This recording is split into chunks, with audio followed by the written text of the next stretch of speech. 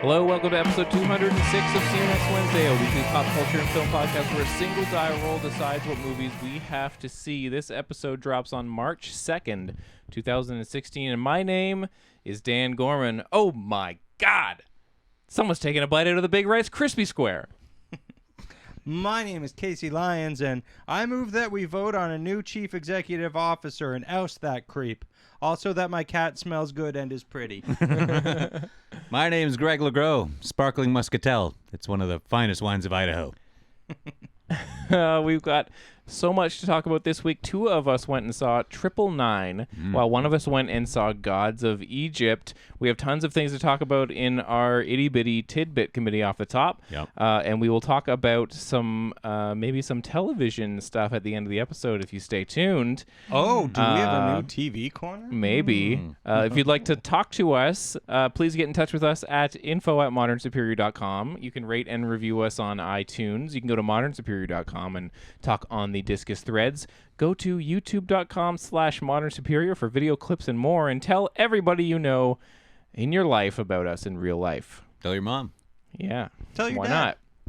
not? Tell your stepmom. Oh. Speaking of talking Tell to your us. stepdad that he's Don't- not your real dad. Yeah. Yeah. You're not my real dad. He can't tell you what to do, Listen up. Paul. Yeah, I was that going to guy. say Steve. I don't know why.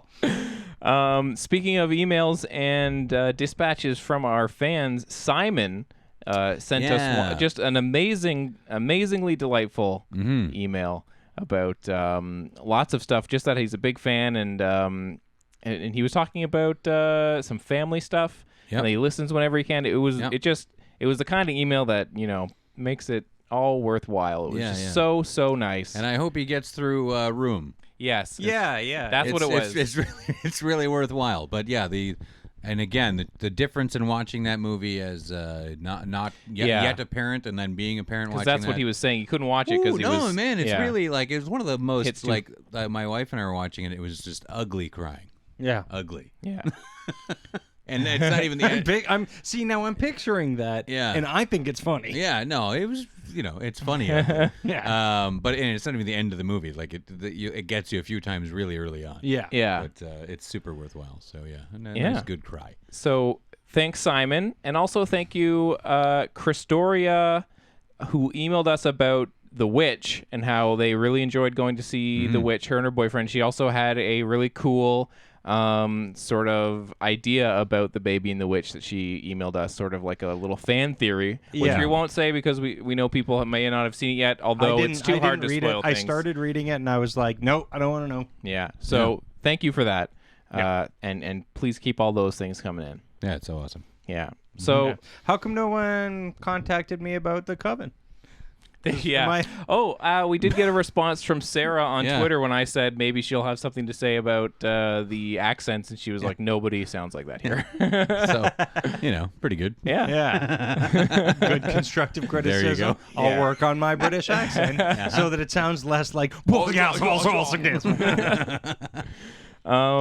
And also in podcast-related news, we were featured on podcast playlists. Yeah. On the Yeah. CBC. Yeah. How nice. On the Played radio. they played a clip of us on the radio. That was crazy. Yeah, it was Yeah. really nice. Really exciting. Anyone who's coming to us from podcast playlist, Yeah. thanks for coming by. Totally. Sure. And if you haven't heard podcast playlists, check out their podcast. It's great. Come on. Lots of new things to listen to when you listen to that podcast. Okay. Into our tidbits, movies we've been watching, movie news, and podcast news, because are we going to hold off this reveal of Greg's until the end of the episode, or are we doing it off the top? I think we should hold off until the end. Okay. What the The big reveal of your punishment. my Your big- extra punishment? Yeah. Sure, whatever you want. Okay. You think we should do it at the end, Casey?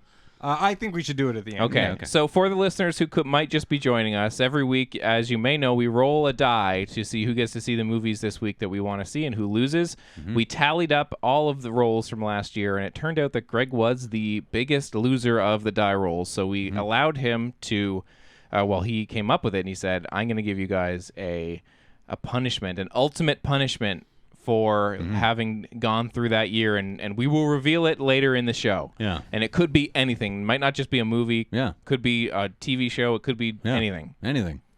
Could be a weird thing that we have to eat. Uh-huh.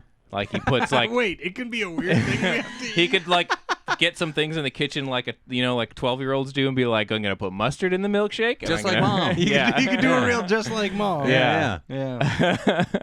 So stay tuned for that. Just like my mom used to do. As a punishment. She's a real psycho. yeah. See, we caught you lying. You're going to eat this weird thing. Yeah. We found Now it. I put some mustard in this cupcake. Joke's on you, Mom. That sounds delicious. Oh my God. Okay, so what do we want to talk about this week? Movies and junk. Yeah. No way. Yeah. Pretty I good. believe there was some comic book related news on the docket. Yeah. Didn't you have a little? Yeah.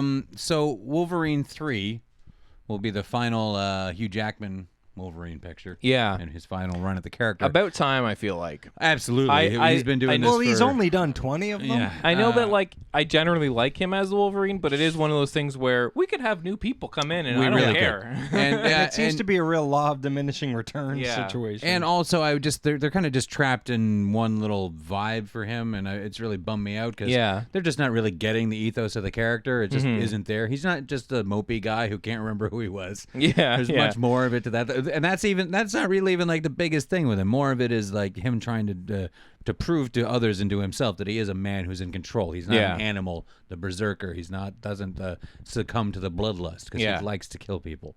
This is part of it. He loses control. Totally. And that's not ever been displayed in these movies, the inability to control the monster within him. It's about as important as Daredevil being blind. Like, it needs to be there. It's part of the struggle. It's what makes the character fascinating. Anyway, but most of that's been lost in the comics, too, because you got too popular. Anyway, so what they're doing, I'm actually pretty interested in.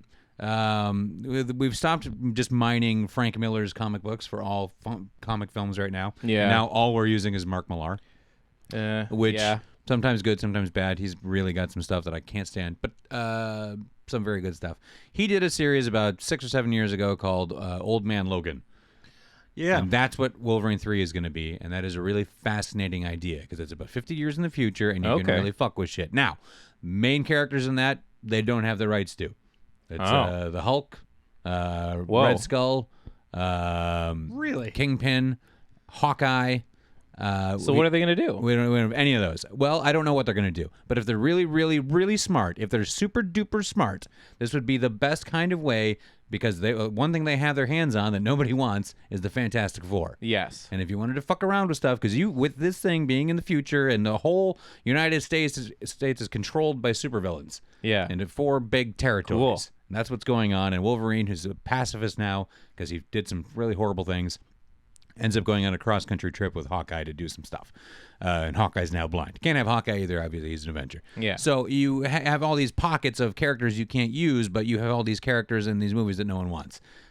Guys like The Thing. Yeah. That you could do something with where you can get outside of the box. They could make a Wolverine movie that is dark and fucked up and crazy. They could almost out-crazy Deadpool with this movie. Yeah.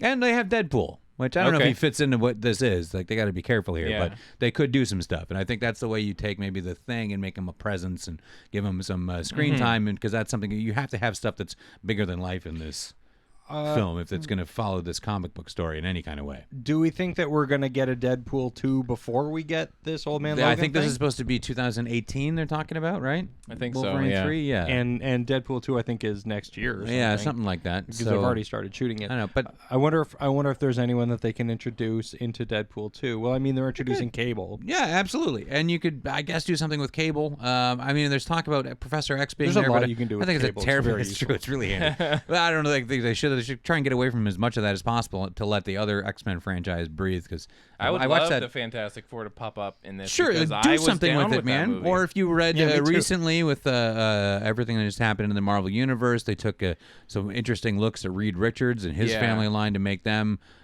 kind of almost cataclysmic, and so maybe you could make that character interesting. Finally, Yeah. Mr. Fantastic. So you have all these, and there's a million X-Men characters that haven't really been used right, like I don't know, Yeah. the Blob or something like that. Just get to the Brotherhood of Evil Mutants and stop fucking them up. Juggernaut, get Juggernaut, do him right. Okay. There's a big world of possibilities there if they keep to this story pretty well. I don't know. This isn't the best fucking Wolverine story or comic book story I've ever heard, but Yeah. it is a really fucking unique one. Okay. So that could be really cool. I'm actually more excited about this than I ever expected I would be. Yeah. They could do something very cool here that could open up shit for other franchises or characters to actually breathe on film. Do we have is anybody else attached to this in terms? I can't remember in terms of directors or writers. I have no idea. Okay, I just know that Jackman, Yeah. and there's a rumor of Professor. Well, let's X see. popping Hopefully, up. they get the right people on board. I hope so. And steer this ship. They 'Cause seem to be yeah. getting lean because they're getting more and more comfortable with making things look like comic books. Like, I just saw that trailer for that X-Men Apocalypse again today, and man, it's looking pretty good to me. Yeah? Yeah, I'm all right with it because it just feels comic booky, like really Yeah. comic booky. And I don't know, it could be good. Maybe it's Yeah. maybe I'm just a sucker for trailers that go brown, brown. I'm like, yeah, sounds ominous. Yeah. I don't know, could be, but I think it looks all right. Yeah. Anyway, but yeah, it's cool news. That's a really pretty ambitious storyline that you could just not have to worry about any of the continuity of anything. Yeah. Just make a crazy Wolverine movie, Yeah. Yeah. Sweet. All right. I'm interested as well. Yeah. That not? sounds cool. The concept behind it. What else, Casey? Well, more movie news. I don't know if you guys heard, or not movie news, actually TV news. There's there a go for a second season of Making a Murderer. Right. Second season. Yeah. Who's Why it not? Who's gonna be? Who's he gonna kill framed now? this- yeah. Well, they're saying that their sentences or whatever are still up in the air, and I'm like, Yeah. well, I don't know that they were really. I mean, Yeah. they were sentenced to go to jail, Right. Like both he and was it Brendan? I've Yeah, already sure. Yeah. forgotten. How jaded am I? But not only that. So I'm like, all right, well, I'll see. It's probably going to be entertaining. Yeah. But also, they're talking about a feature film in the works based on the miniseries, Okay. and they're talking about Danny McBride to play Stephen Avery. Okay. And I'm like, if it's not a comedy, it's going to be a comedy. Boy.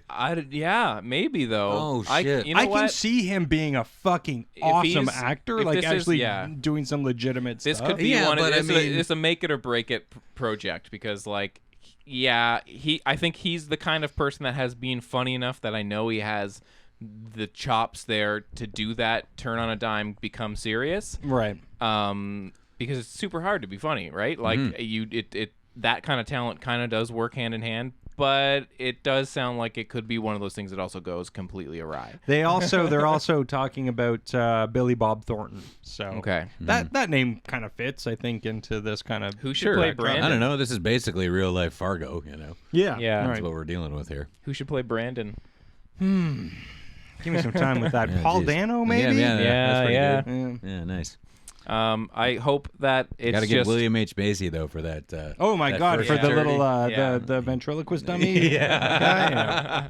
Perfect. Yeah. Or Dylan Baker, I think would. Yeah, I hope that's all right. they keep all of the phone calls that are just yeah, Yeah. yeah, Because I'm stupid. Yeah. yeah. Oh, Mom, I'm going to jail because I'm dumb. They're not Canadian. I don't know what accent I'm doing. It's not that dissimilar.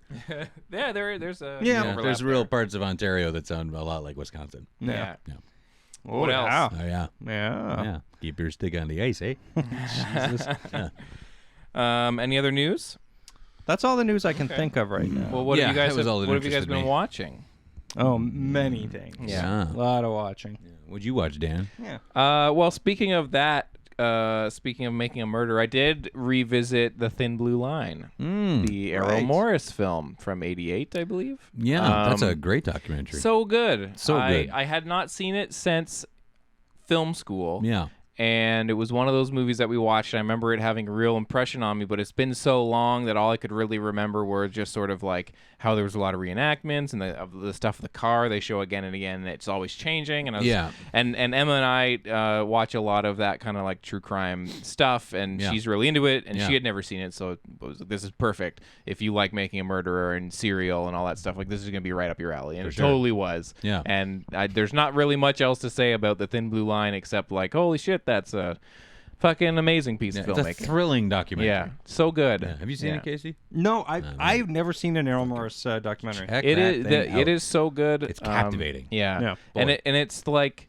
one of those kinds of movies that you can tell so many people saw it and tried to do that. Yeah. Like, we'll show reenactments, but like not show anyone's faces. It'll all be like, very cinematic, and we'll come back to it a lot. But for sure. it's really hard to pull off, and he does it perfectly in this movie. And it's really cool too that it's from when it's from, because before the documentary really got kind of sexy.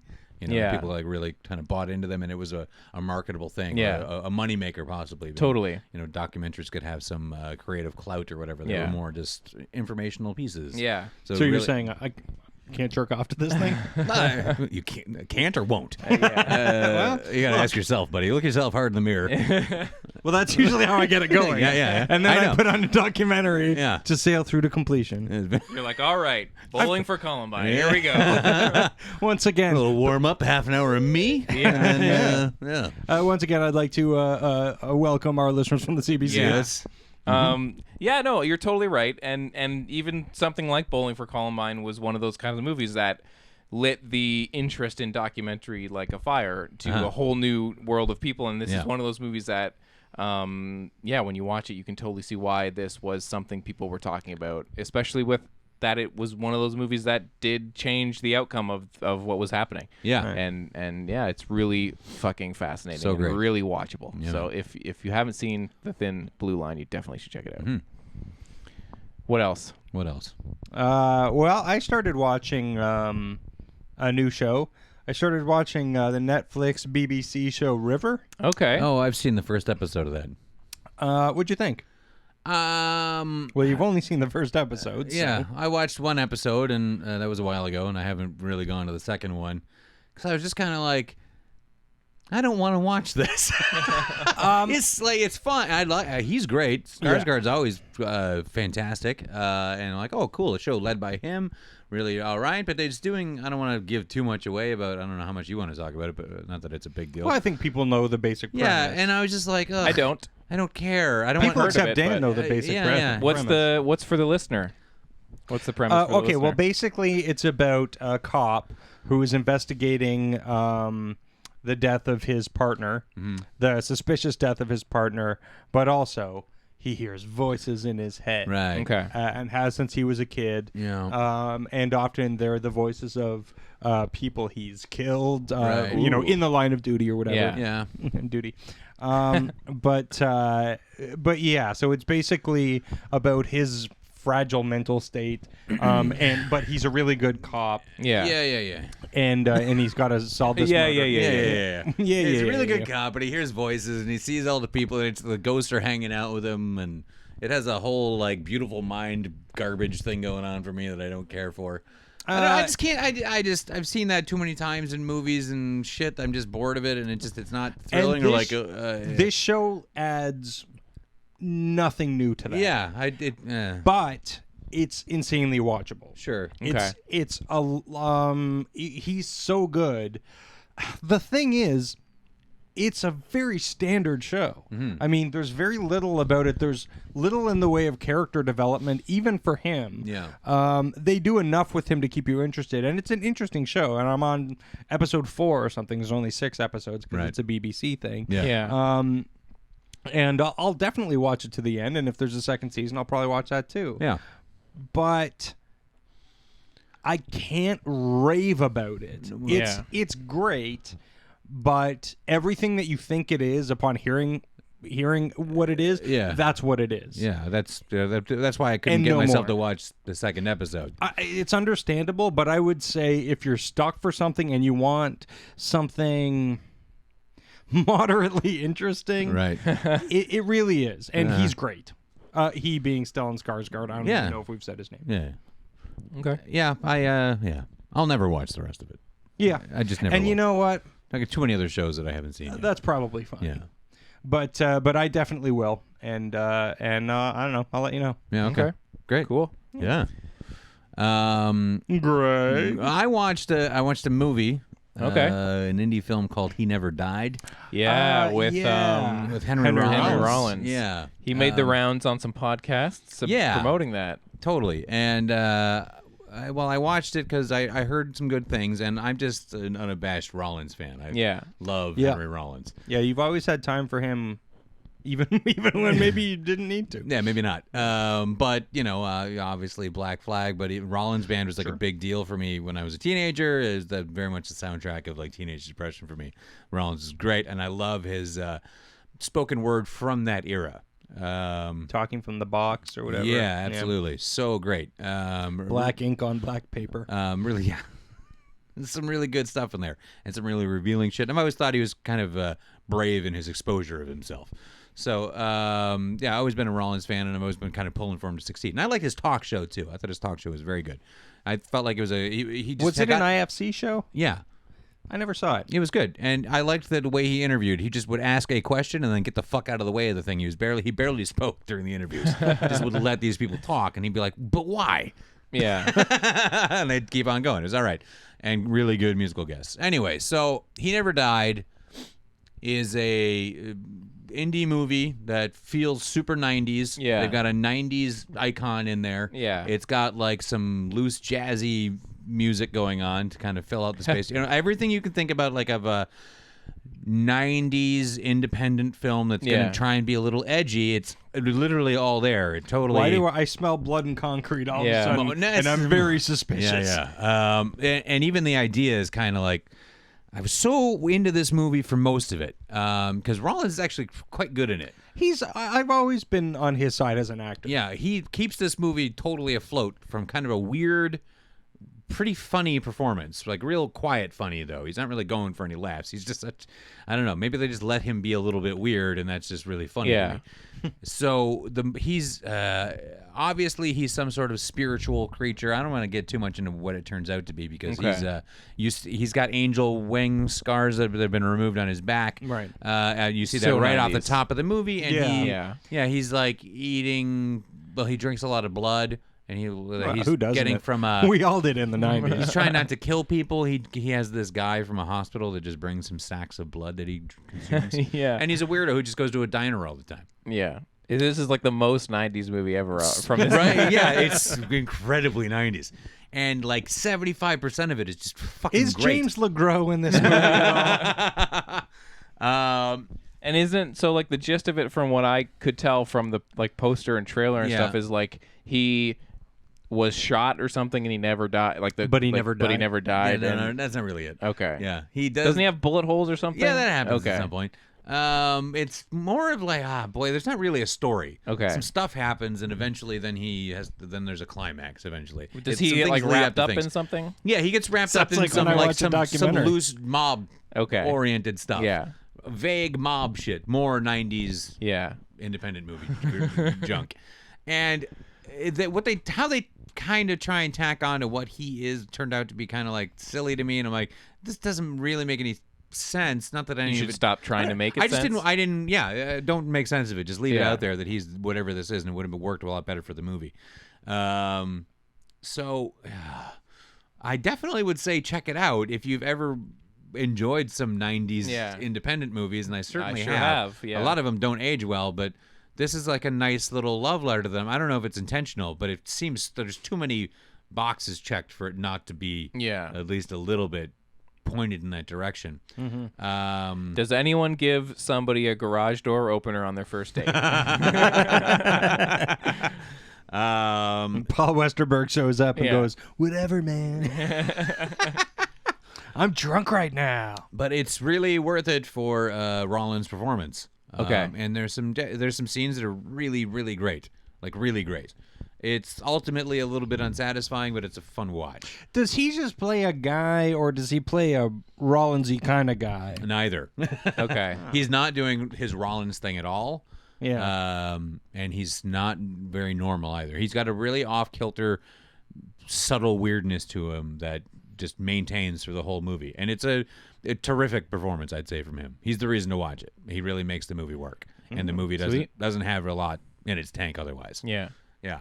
Definitely, I would definitely say check it out. But if you're filmy at all, if you're a Rollins person at all, or if you like throwbacks to 90s cinema, definitely check it out. Cool. Again, it's not the fucking best, but it's pretty watchable. Okay. Yeah. It's got some great scenes. I'd heard about it, but I had heard I hadn't heard much about whether it was good or not. So I was sort of just like, maybe not. But now I'll be like, I'll throw that on. Yeah, check it out. I'd be very curious to hear what either of you think. Yeah, I feel like there's some point Yeah. that I'll probably watch it. Although I don't feel much of a compulsion to watch Yeah, it. fair enough. I think you'll get. You can enjoy a movie based on a solid performance, and I think you'll enjoy what Rollins is doing. You in particular. All right. He does a couple of things that I find very funny in it. Right. Yeah. I feel like we would be remiss to go further past a half hour without mentioning the Oscars. Oh yeah, I was just gonna. If we yeah, forgot, I was right. just gonna lean into it before film roulette. Yeah. But yeah. So the Oscars happened. Should we save it until then? Should we talk about Let's everything talk else? about it now. Yeah. Talk about, Because all right. we're almost at about 30 minutes. This Yeah, will sure. be a good timestamp. So the Oscars happened. Chris Rock hosted. Yep.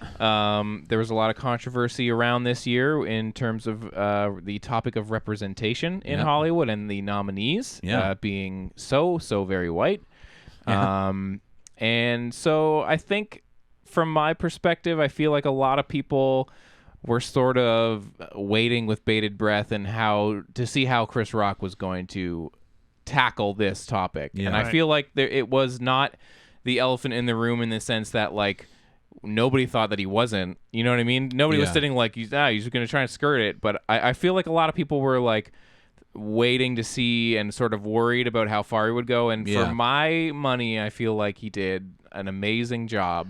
I think that I was just the whole opening, like it was the kind of Oscars where it was hard to go anywhere after that first like 30 minutes because he just leaned into that topic in the best way, the way that the best kind of stand-up comedy. There was no opening song.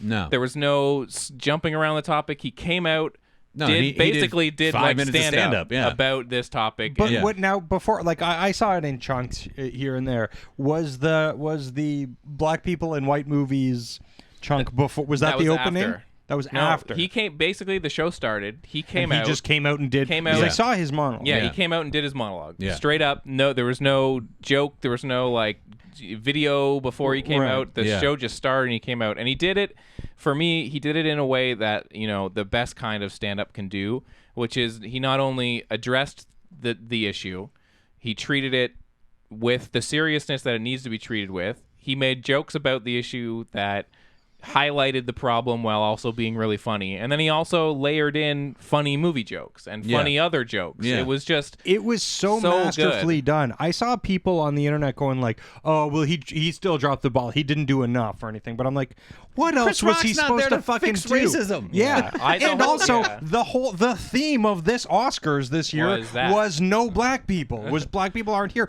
Black people were like they scrounged everywhere in Hollywood to try to find enough black people to present these Oscars to Yeah. only white people. Yeah. He did the abs. I He loved skirted it, the yeah. line fucking perfectly. I thought it was just the right level of just like there was a few of those jabs where I went like, oh, like Yeah. oh fuck, like. But he went so far as to be all like, yeah, you know, back in the 60s and stuff, there was probably a couple of Oscars where there weren't any black Yeah. people. We were too busy getting raped and lynched.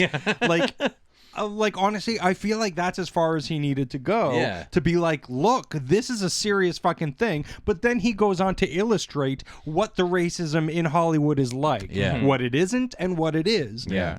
In no fucking uncertain terms. No. And it's nothing short of heroic the way he fucking did Yeah, it. it was pretty great. The whole time I just kept thinking, oh, this is going to be one of those things that's talked about for a long time because he just went at it. He did exactly what I would expect Chris Rock to do, and I'm not. I really like Chris Rock, but I'm not like somebody who's seen all of his specials, or I'm then just you're a somebody that dummy. You should watch all I those really specials. like Chris Rock. They're so fucking great. They're And amazing. this really felt like old Chris Rock. Yeah, totally. it definitely just blew me away in terms of I expected him to be great, and I didn't expect him to be so great in terms of that opening monologue. And then the stuff with putting the people in the movies was super funny. But I did think that overall the Oscars, it's hard to go.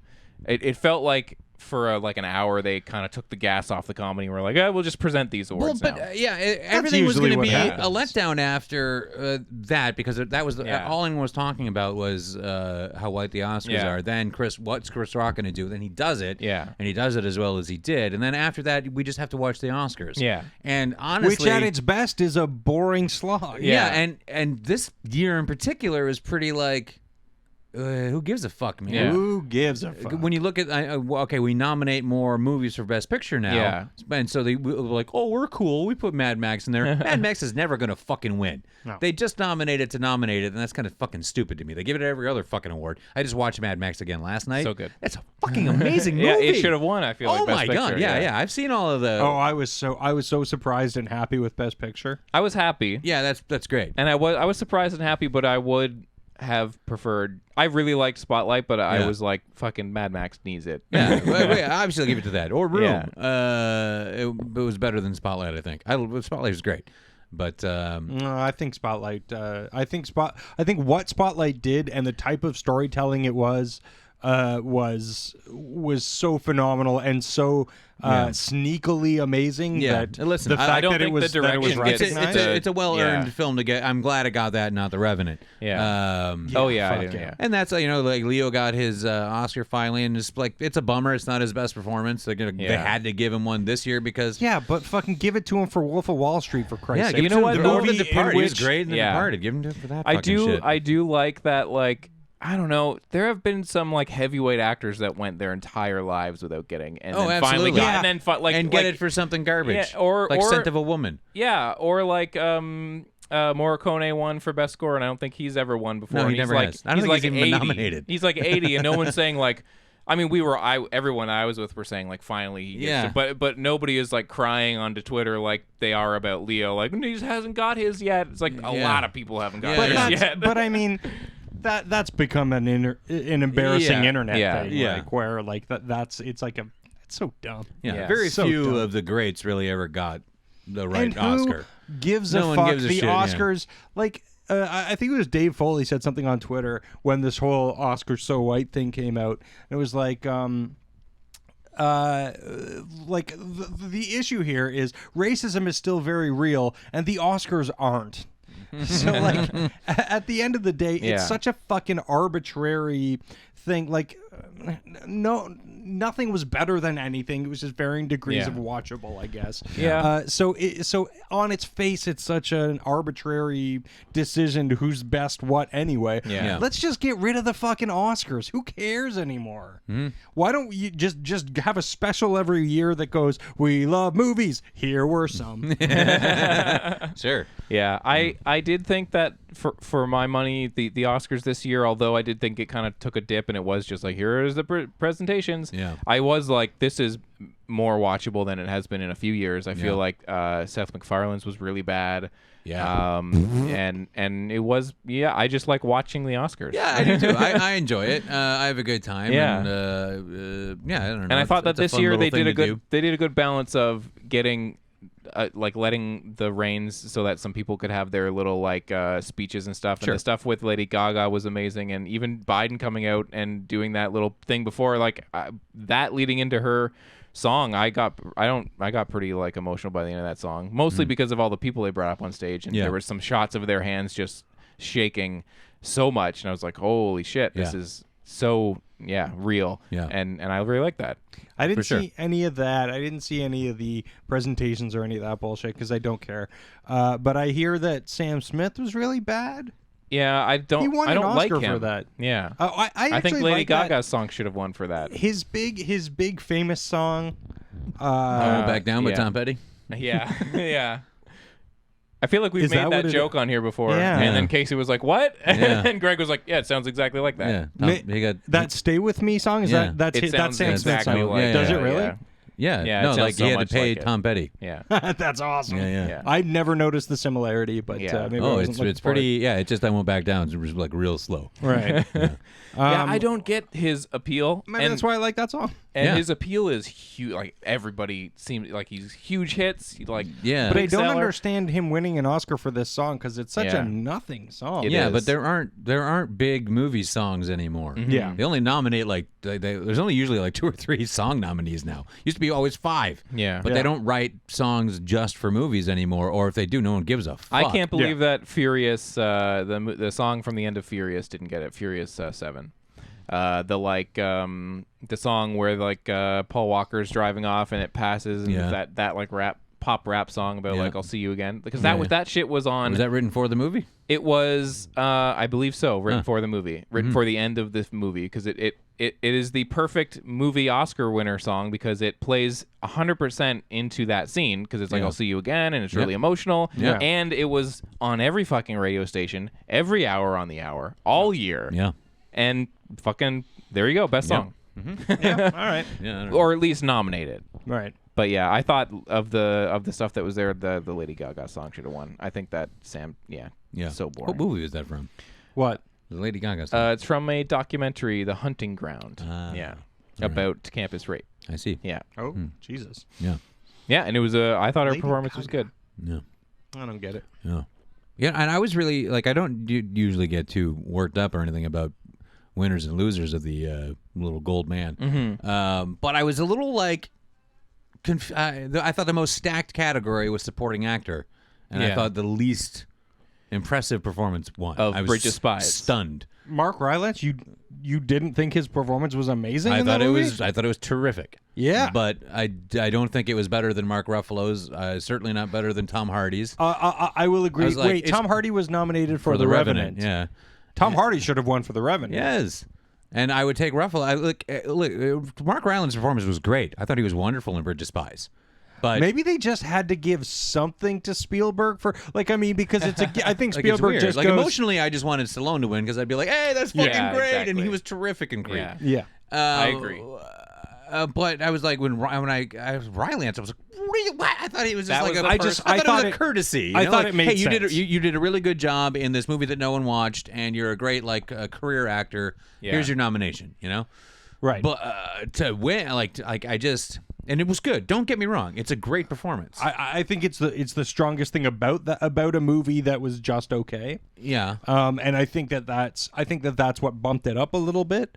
I think it deserved the recognition that it got. But yeah, maybe over that, I would say Tom Hardy in The Revenant. Yeah. Or Mark even though I Ruffalo in Spotlight. Like, Yeah. Ruffalo was really good. or Michael Keaton in Spotlight. Yeah.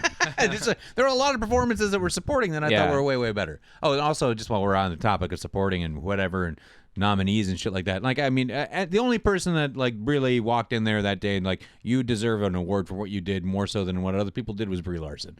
Yeah. Her working Absolutely. room That was just hers. Just absolutely destroyed all performances all year round. But I know, like, if you're gonna put all this weight into Mad Max, man, I have a little love for Charlize Theron. Yeah. Does so much of that movie. Again, yeah. While she speaks, or the delivery of lines is fucking fantastic. But what's happening in her eyes Yeah. for that entire movie is so fascinating. God damn it. Yeah, I put that as my favorite movie of 2015, and it was just reiterated last night when I Yeah. rewatched it. I'm like, yes, this is the fucking best thing I Yeah. saw all year last year. Yeah. By far. Totally. So amazing. Anyway. Yeah. Yeah. So another Oscars, another year. Uh-huh. Yeah. Until next year, I guess. Until next year. Real quick thing about the Oscars or Oscar movies. I at least wanted to watch. For some reason, I need to watch the Oscar movies, but I don't need to watch the Oscars. I don't know what it is. But I did watch Brooklyn. Okay. Have you guys seen it? I saw definitely started watching it. It's terrible. It was so bad. I 100% disagree. And I fell asleep like a motherfucker, and It's have I no loved it. interest, no I interest loved in it. getting back into it. yeah. I loved really? it. Yeah, I did not like it. absolutely. Yeah, I I thought don't it was get it. wonderful, delightful. I had a great time. I thought elements of it were. I don't think that. No, I don't- I can't will even think say of that I anything about don't it that think I it is the kind of movie that should get the amount of praise that it got in terms of the nominations and stuff. I think it is a wonderful 3.5 star, delightful, romantic, kind of funny, charming movie. I just had a smile on my face the whole movie. I just thought it was wonderful, but I didn't think like, oh, I'm gonna leave here and be like, I can't wait to see this get Oscars and performances. And I did start watching it with the eyes of like, well, this is a Best Picture nomination, and that's why I'm going to watch it. And it just bummed me out a little bit too, because in 2015 was a great year for movies, and we had a very pedestrian amount of films that were nominated. Yeah. The Best Picture nominees, like, yes, definitely great stuff in there, like Spotlight and Mad Max, but a lot of just like not really deserving to be there. There's no point. Bridge of Spies did not need to be. Fuck off. It Yeah. has no business But again, being there. you can't. There can't be a Spielberg movie without a nomination for it. I guess. And like, it's all right. I like Bridge of Spies. Yeah, it was very had a entertaining. nice time watching I gotta it. watch it. I've been meaning to watch it. But Yeah. it's forgettable. Yeah, absolutely. Most of it is. Most of this stuff that we got as nominees is mostly forgettable stuff that no one's going to watch again. Yeah. And I wouldn't recommend to anyone. Yeah. You know, I wouldn't say, oh, you got to fucking watch that movie if you haven't seen it, you know?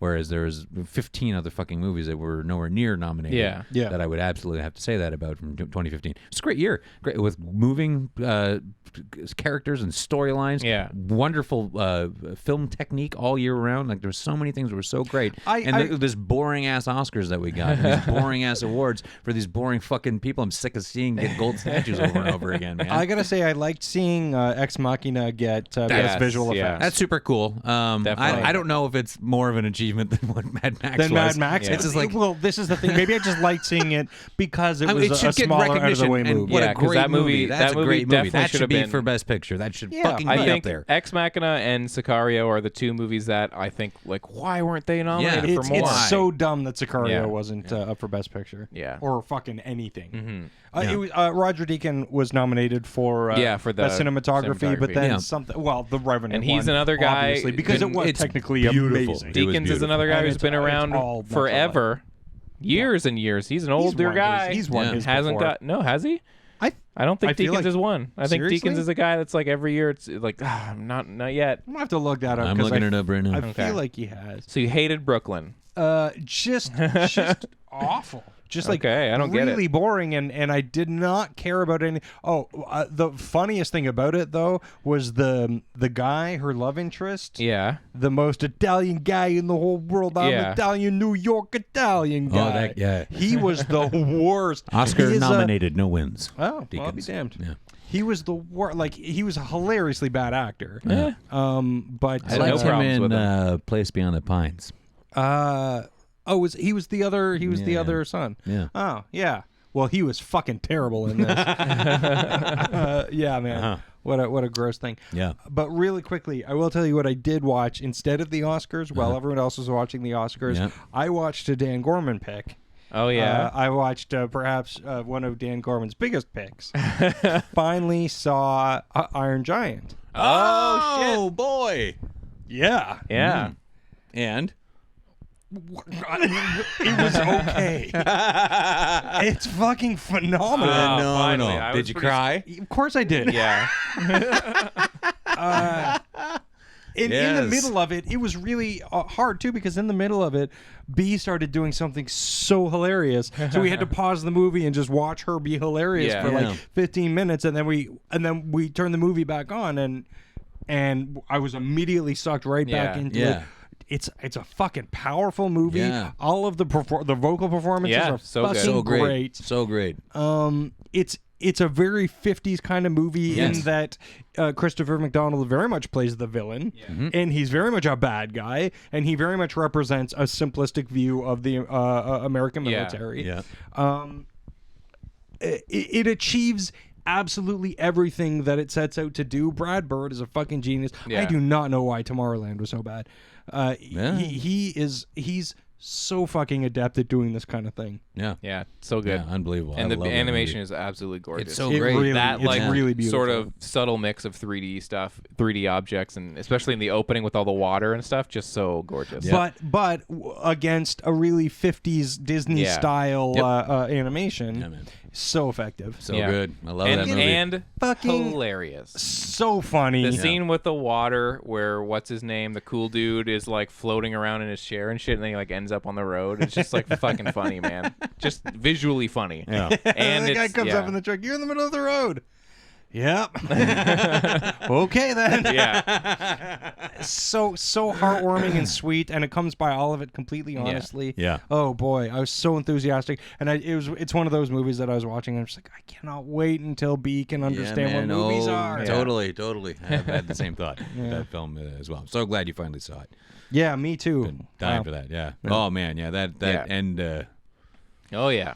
Whoo, can't even think about it. Man, Vin Diesel is fucking great He's at having totally great in it. 0 lines and making you cry. Yeah. Because you did the same shit in Guardians of the Galaxy. Absolutely. Wow, really good. Yeah. Sweet. Sorry. All right. So I've been taking up a lot of shit. Someone else. No, go. no, that's great, man. I don't have too much. I wrote down a couple movies that like I don't really want to talk about much, but I will say I watched a John Cryer joint from the 80s called Morgan Stewart's Coming Home. Oh, I remember Have you ever seen that? I've never seen it. So 'Cause basically, it's a John Cryer movie. It's just for like super quick. It's just an 80s movie. It's an Alan Smithy joint as well. So 2 directors worked on it and eventually took their names off of it. And I don't know why, because it's. I mean, when you look at the shit in the 80s and then you see this movie and it just fits in with all the other shit, you're like, who cares? Yeah. It's just a charming, crappy little movie, but it's notable because John Cryer in the movie plays a kid who's been away at boarding school, and his dad is a Republican senator, and he's been away for years and years because his parents are so busy with politics that they don't have him home for Christmas or anything. But he's a really big horror movie fan. So the whole movie is like him wearing original Dawn of the Dead T-shirts, and his room has like Lucio Fulci's zombie posters and all these like not deep cuts, but deep cuts for a movie made for the general public. And so it just makes the whole movie really like charming. You're like, hey man, that's all right. It's worth a watch for sure. Okay, pretty funny. Super quick sidebar here. Speaking of 80s movies and that type of thing, did you guys hear that?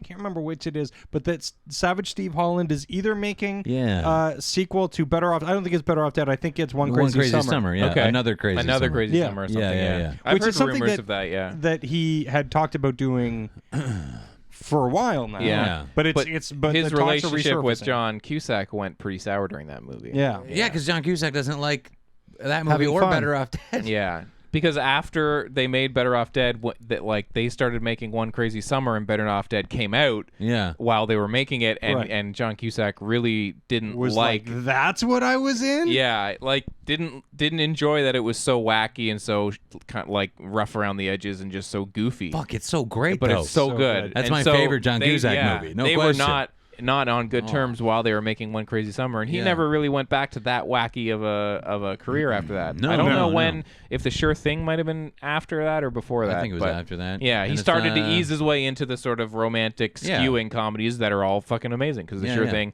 brilliant movie. I love it. Yeah, it's great. But yeah, I would watch that. I just want more Savage Steve Holland, man. For sure. Sure. And if we get like Savage Steve Holland coming back, at the same time that Fred Decker's coming back. I know. My childhood's coming back. Yeah, it's all right. I'm really on board for this. Yeah. Yeah. Totally. Yeah. Because Savage Steve Holland just ended up in like the Disney. He made like Shredder Man Rules and these weird like Disney movies. Eek the Cat. I like right? Eek the Cat though. It was charming enough, but it didn't hold my attention. No. Yeah. I think you're probably the wrong age for it too. Yeah. Oh yeah, I was already masturbating into the mirror at that point. I've grown up to masturbating to documentaries. I've graduated. Yeah. Anything else? Lots else. Yeah. Yeah. I've only got one other thing. Okay. I watched Maggie. Oh. Because why'd you do that? it's a Schwarzenegger movie. Yeah. I'm not gonna we were not waiting watch around for you to have your Schwarzenegger opinion on, movie. on Maggie. What a boring movie. Yeah. So bad. Fucking boring movie. But did you get the sense that he was just having a good time? Absolutely. That's in the movie. Totally what I want to talk about the most. Like the movie itself is like, whatever. It's another zombie movie. The zombie thing is so played out. so overdone. And it was played out when we saw it. Oh my and God. Then now that movie's like a year and a half Jesus old. fucking hell. Enough with the zombies. It used to be my favorite horror genre. I love zombie movies, I would but be it's fine just if been there was brutalized for no like more 15 zombies years now. allowed ever. It's just we need such like a boring 20-year gap. cultural Yeah. touchstone. And now. it just like it doesn't mean anything anymore. There's no more using it as a mirror. There's no more metaphor to it. It's just like these guys walking around, and they'll sound the same. They'll look the same. The story's always the same. And but what if it took a long time? Well, this movie's going to take a long time, and I'm not going to care. So yeah, really boring movie. Was never interested.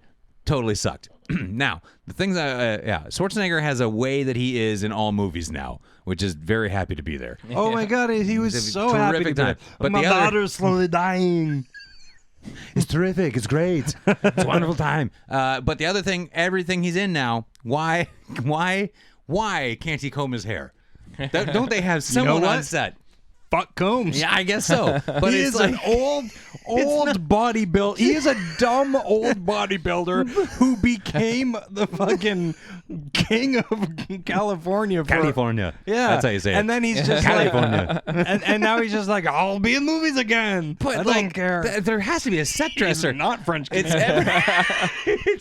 I don't care. In every movie. Like Last Stand, his hair is a fucking disaster. It's like, and it's not just like old guy hair, which kind of loses shape a little bit. It's literally like bedhead. Yeah. He like a chunk on the side is always sticking out. And I'm like, why isn't anyone fixing it? It looks like he just woke up on set. Yeah. And it was like, good morning. It's really great to be here. It's a really fun time. I'm excited to make this movie. I just had this dream, and you were there, and you were there, and you were there. Mr.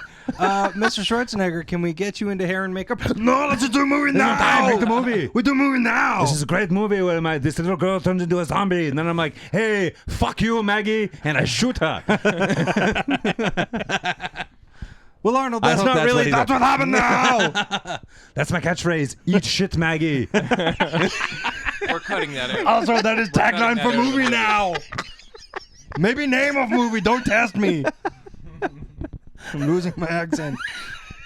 And cut. We are done for the day. We'll edit around all that. We'll edit around. That was all great. Thank you all. Did you get it when I said eat shit, Maggie? Yeah. It'll be in the movie. Eat shit. Yeah. Can we get room tone? Okay, we'll do one more for sound. Tail slate this. We're going home. I'm going back to bed now. I'm going to sleep on the other side now. Oh, that's fun. But all the movies, his hair's a little, and I don't know if it's a thing because watching, it's not messy, but Van Damme's hair in that They Stole My Kidney movie. Oh, Pound of Flesh. Yeah, there's something wrong with his hair too. Yeah, which I saw on YouTube. I mean, I saw on Netflix. I saw like the poster came up for it, and I realized that was what you watched. Yeah. And I looked at it and I was thinking, yeah, I probably would have put that on too. Yeah. It's it's just like no fun for a movie that's about that. Which on paper, there's no way you can't be like, yeah, okay. What, they stole Van Damme's kidney? All right. Yeah, and but that kidney was for my daughter. He's got this weird thing going on with his hair. It's not messy, but it's a really bad haircut. And it's been in a couple of movies now where he's letting the back, like, I don't know what he thinks it's achieving for youth or something. Yeah. He's in great shape. He looks good for his age, but he's got this weird, like, it's real tight around the top, and then it goes whoosh up like a. I don't even know how to describe this. I think Boosh kind of does it. Boosh. I got a real clear picture. It's like a Nerf product. Yeah, I don't know what's. Nerf Boosh for hair. Foosh for kids. Yeah. So I don't know. Old guys in their hair in movies. I don't know what the fuck is happening. Listen, it's dynamite. Yeah. Really good. Casey. Yes. Oh, we went out of focus on YouTube. There we are. Casey. I'm sorry. It's your fault. I don't run YouTube. Eat shit, Casey. You turn into a zombie. Do it now. Oh my God. We are caffeinated. Highly. We're at 54 minutes. What do you got left, Casey? Real quick. I actually just wanted to mention that I've been watching Better Call Saul. Season 2, there's 2 episodes now. Okay. Oh, fuck, there are? Yeah. Jesus Christ. Yeah, get the fuck on it. It's fucking wonderful. Of course it is. And you know how, like, in the first season, Michael McKean showed up and you were like, fucking Michael McKean's in this? Yeah. That's great. And then in the second season, Ed Begley Jr. shows up and you're like, fucking Ed Begley Jr.'s in this? All right. And it's much more of the same, and it's fucking great. Oh, man. Yeah, They're setting up for really good things. It's not, it's like pleasant. It's like fun. Yeah, man, it's a fucking amazing show. It's amazing. Not, as crazy as, it's not Breaking Bad. And it's not trying to be, and it's awesome. Yeah, it's not trying to be Breaking Bad. But it's definitely in I that. feel like it's of the same quality. And in some ways, I was watching, I'm like, did they just fucking outdo Breaking Bad? I can't say that they I can't, outdid of course Breaking not. Bad. I've heard that, yeah. But while I was watching, I'm like so invested and so interested and so entertained while watching. It is so fucking wonderful. Not just entertained by laughs and like a fun performance, but like the artistry of the quality of work that's going on here. And so season 2 doesn't disappoint. So get on that. Yeah. But I did really, really quickly before we get out of tidbits, you watched something that I really want to hear about. Okay, yeah, because I there was one more thing on my list that I was like, I won't get to this. No, I want. Is that what it is? Yeah. Okay, so I watched a movie called High School U.S.A. Oh, right. This is a made-for-TV movie that came out in 1983, and the reason why I watched it, other than that it was on a lot of those TV movies are on YouTube for free. Yeah. And the main reason I watched it was because Crispin Glover and Michael J. Fox are in it Back to the Future. Yeah. Ooh. Yeah, and so it is basically about a high school in USA, and Michael J. Fox is like kind of a nerdy kid that thinks he's a little bit suave, and there's some sort of like asshole jocks in it that have like a girlfriend, and Michael J. Fox wants this one guy's girlfriend. Is it Nancy McKeon? Yeah. And the main jock is, I think, Anthony Edwards. He's playing a jock. I think it's Anthony Edwards. Let me double check that. It might just be a name that What's I've Crispin made Glover up. doing in it? Crispin Glover is doing Crispin Glover's thing. Fucking A, man. But he's a high school kid. But he's like That a high fucking school kid. rules. Yeah. And it is basically just like, all these people are in it from TV at the time, and it's super funny and delightful. And Is it's it a comedy? It's a comedy. Yeah. We watched a movie for Time Bandits called Crash Course. Yeah. It has that kind of vibe, but it's actually quite entertaining and funny throughout. And That's there's what no. I wanted to. That's what I wanted to know, because it feels like that kind of like, oh well, let's just pick people from our sitcoms that we have under contract and give them Is 100% what it a is. thing to do. Yeah. But then on Letterboxd you gave it like 3.5 stars. Yeah, and it is Anthony Edwards. Wow. And yeah, it's you won't ever think about the plot. It's just a series of scenes with really like groaner jokes. You're just like, oh, this is stupid. I'm but totally oh gonna watch man, this. and Yeah, then, it sounds like awesome. people are falling over in most of the scenes, Yeah. and like you can kind of come in and out while you're watching it. But overall, I had a good time. Yeah, I had yeah. to give it 3.5 stars. Just thought it was quite charming. I need to watch Anthony Edwards be a jock and Crispin Glover. Young Crispin Glover is the weirdest. Yeah. And it ends with a drag race to like get enough money to make a dance happen or something. Of course it does. Yeah. And like the people that show up in it are pretty. There's a ton of people. Mm-hmm. Yeah. So definitely check out that on YouTube. It's totally free. Yeah. Yeah. All right. High School USA. Very good. And they do. Michael J. Fox and Crispin Glover do have scenes together, and you're like, oh man, proto. That's your back, dad. Yeah, that's your dad.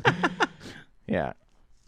That's it. Pretty Great. dope. All right. Yeah. Yeah. Okay. I think we did it. I think so. Now we can get into Film Roulette. Film Roulette is a weekly segment where the three of us roll a die and the two high rollers get to go see something good. This week, Greg and Casey went and saw 999, but the loser has to go see something shitty. This week, the loser went and saw Gods of Egypt. But the loser gets to give the winners an album to listen to for the rest of the week. Last week, Casey gave us an album that he enjoyed by Don't Stop or We'll Die, and we will talk about that, review those movies, and roll for movies next week. As I said, Greg and Casey saw 999, which IMDb describes as a gang of criminals and corrupt cops plan the murder of a police officer in order to pull off their biggest heist yet. This was directed by John Hillcoat, who did Lawless previously, I want to say, and stars Casey Affleck, Anthony Mackie, and more. This is one of those movies that didn't have a ton of hype, but had a good trailer, and we thought we should This check one really this one came out out. of left field for me. Yeah. Yeah. So why don't you guys dive into 999? Okay. Okay. I saw this movie yesterday. Okay. I don't know how to talk about this movie. Well, all right. So it's enormous cast. Yeah, Absolutely great enormous. cast. Really fucking good. Not a weak link in the cast. No. And I see Aaron Paul in a big motion picture. Woody Harrelson. Yeah, Woody Kate Harrelson's Winslet. there. Yeah. Kate Gal Winslet, Gadot. Chiwetel Ejiofor. Right. Thank Yeah. you. Yeah. Anthony Mackie. Gal Gadot. Although she was very little more than set dressing, which was great, but also disappointing. Cause I was like, oh, this is your cool run up to Wonder Woman. Right. It's like, oh no, nothing at all. Just here, wear the short skirt. Yeah. It's a gritty Atlanta, Georgia crime thriller. They got a little like in the same category as something like Heat or maybe Narc and a few other things.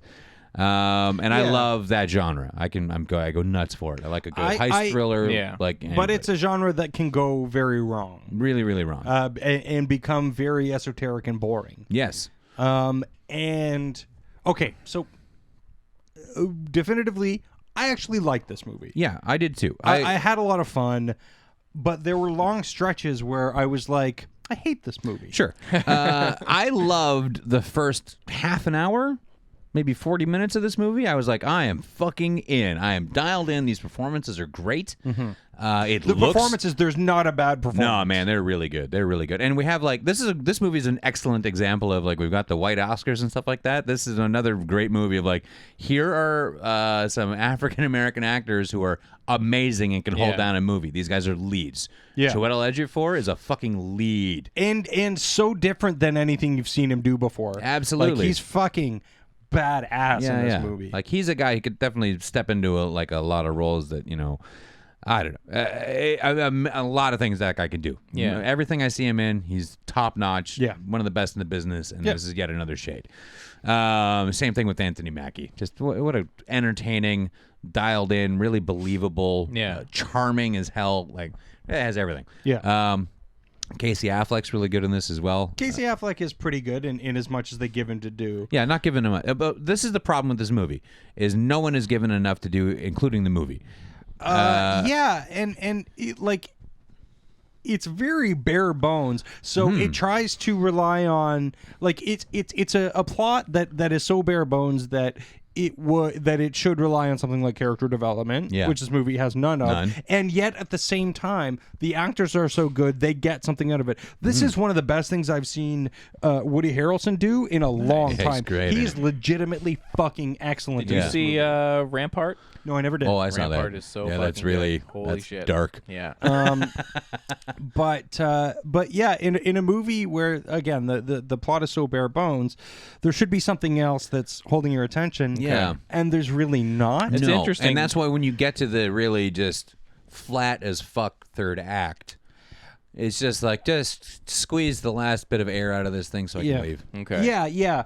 And the end, the little kind of surprising thing at the end was just kind of like, oh, they did that. That's dumb. Yeah. That's interesting because from the trailers, the vibe I was getting was that if there was something wrong with this movie, it would be that it was overstuffed, not enough to do. Because from the trailers, that every trailer kind of had a different little spin on it. They had a couple different trailers come out, and that you couldn't figure out, well, is Woody leading this movie, or what kind of ensemble movie is it, and what's going on? It just sort of was kind of sold you on the vibe and the cast alone, and it felt like when I saw the trailers, maybe this movie's just going to be too much going on movie. It tries to rely too heavily on its cast, and its cast does everything that they can. And again, to the point where there's a whole big shootout that's fucking super exciting. Oh boy, yeah. I really love that whole shootout scene. But it's the purpose of the shootout is so tangential. Yeah. It's okay, it gives us this character. We get basically a character out of the shootout. Yeah. Who then but the whole shootout has nothing to do with actually getting that character. It's like a movie that was trying to shy away from, having the heist, the plan be the big thing, or the glitz and glamour of something like something real shiny like Heat, which is about the ethos of Criminal or something like that. And they were we're not going to do that, man. It's going to be about the people. And then somebody forgot to be like, so what are the people about? So let's write some people. Don't know. Yeah. It's and Aaron Paul is. Again, God bless him. He does as much as he can. I was really entertained by his My Little Pony haircut, but he's given so little to do, and so again, so is everybody. I mean, Kate Winslet is really boring, in something that should have showcased what she can do. Yeah, because she's playing a very different character. Oh yeah, than she usually plays, but. Yeah, it's kind of okay, well, this is pretty stock who you are and what you're trying to do. Yeah. Seems like John Hillcoat is kind of making a career in the last few years of making these hey, good cast, good good Yeah. production, good okay movie. Yeah, and I Because Lawless was like that too. I was like, I'm so down for this, Yeah, man. this era and the moonshine and all this stuff, and all this same cast thing. is great. And then you're just like, it was okay. Okay, yeah, but though I really liked the proposition, though. That was Yes, really good, yeah. and I enjoyed his. That's what it was. I Work was on the I was road. looking for that to watch it. And I feel like if this movie has the script in place, it's going to be great because it looks awesome, man. Yeah. The tension, and there is a lot of tension, and there's this great, there's a really present sense of desperation Yeah. throughout every set piece, and it's fantastic and it's rich, but there's nowhere for any of that to go because the story is so non-existent. Yeah. So his eye and his pacing and his putting together of scenes, because none of the scenes are bad. Yeah. They just don't amount to anything. There's sorry, continue your thought. But yeah, so I mean, So if there's he a needs script it, but there, yeah. if he is given a script, I think that is really top notch, Like The Proposition. Exactly. I think he can really land something that would. Because I wouldn't this say is the a- pacing was terrible. No. It's just the script. There were moments of the script where nothing was happening. Nothing. And so there were real big holes in it. Yeah, and the end is just so unrewarding. Well, the end ultimately is really unrewarding. Yeah. But there's something great about what happens. I don't know. I don't Yeah, want to say too much about it. Again, I enjoyed virtually every scene of this movie, including the final one. But its place in the film and what it does, it doesn't tie anything up for me, Right. or really put a pin in anything. It's just like, I kind of, that makes sense, I guess, for this story because that's all we were given. Yeah. And that's an element of it. I think how the movie ends could be an element of this movie, but it's not an end to a story. Well, there wasn't really a story, so I mean that's where we are. Yeah. Watch it on Netflix. Yeah. If you're bored one Sunday, watch it on Netflix. Yeah, because there But are Definitely. some if you miss it, top-notch don't feel bad. performances in it that are really worth seeing. Yeah.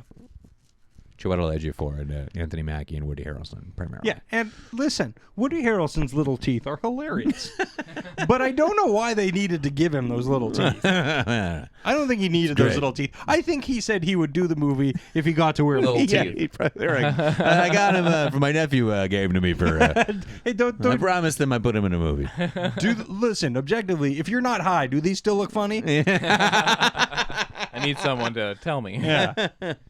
Because I'm wearing them regardless. I think they're hilarious. But All right. so that's what was going on there. Yeah. Okay. And there you go. It's a Netflix watch and a good one. You'll have a nice time at home. Okay. Yeah. You don't need to go to the movie theaters either. All right. so. Okay. Yeah.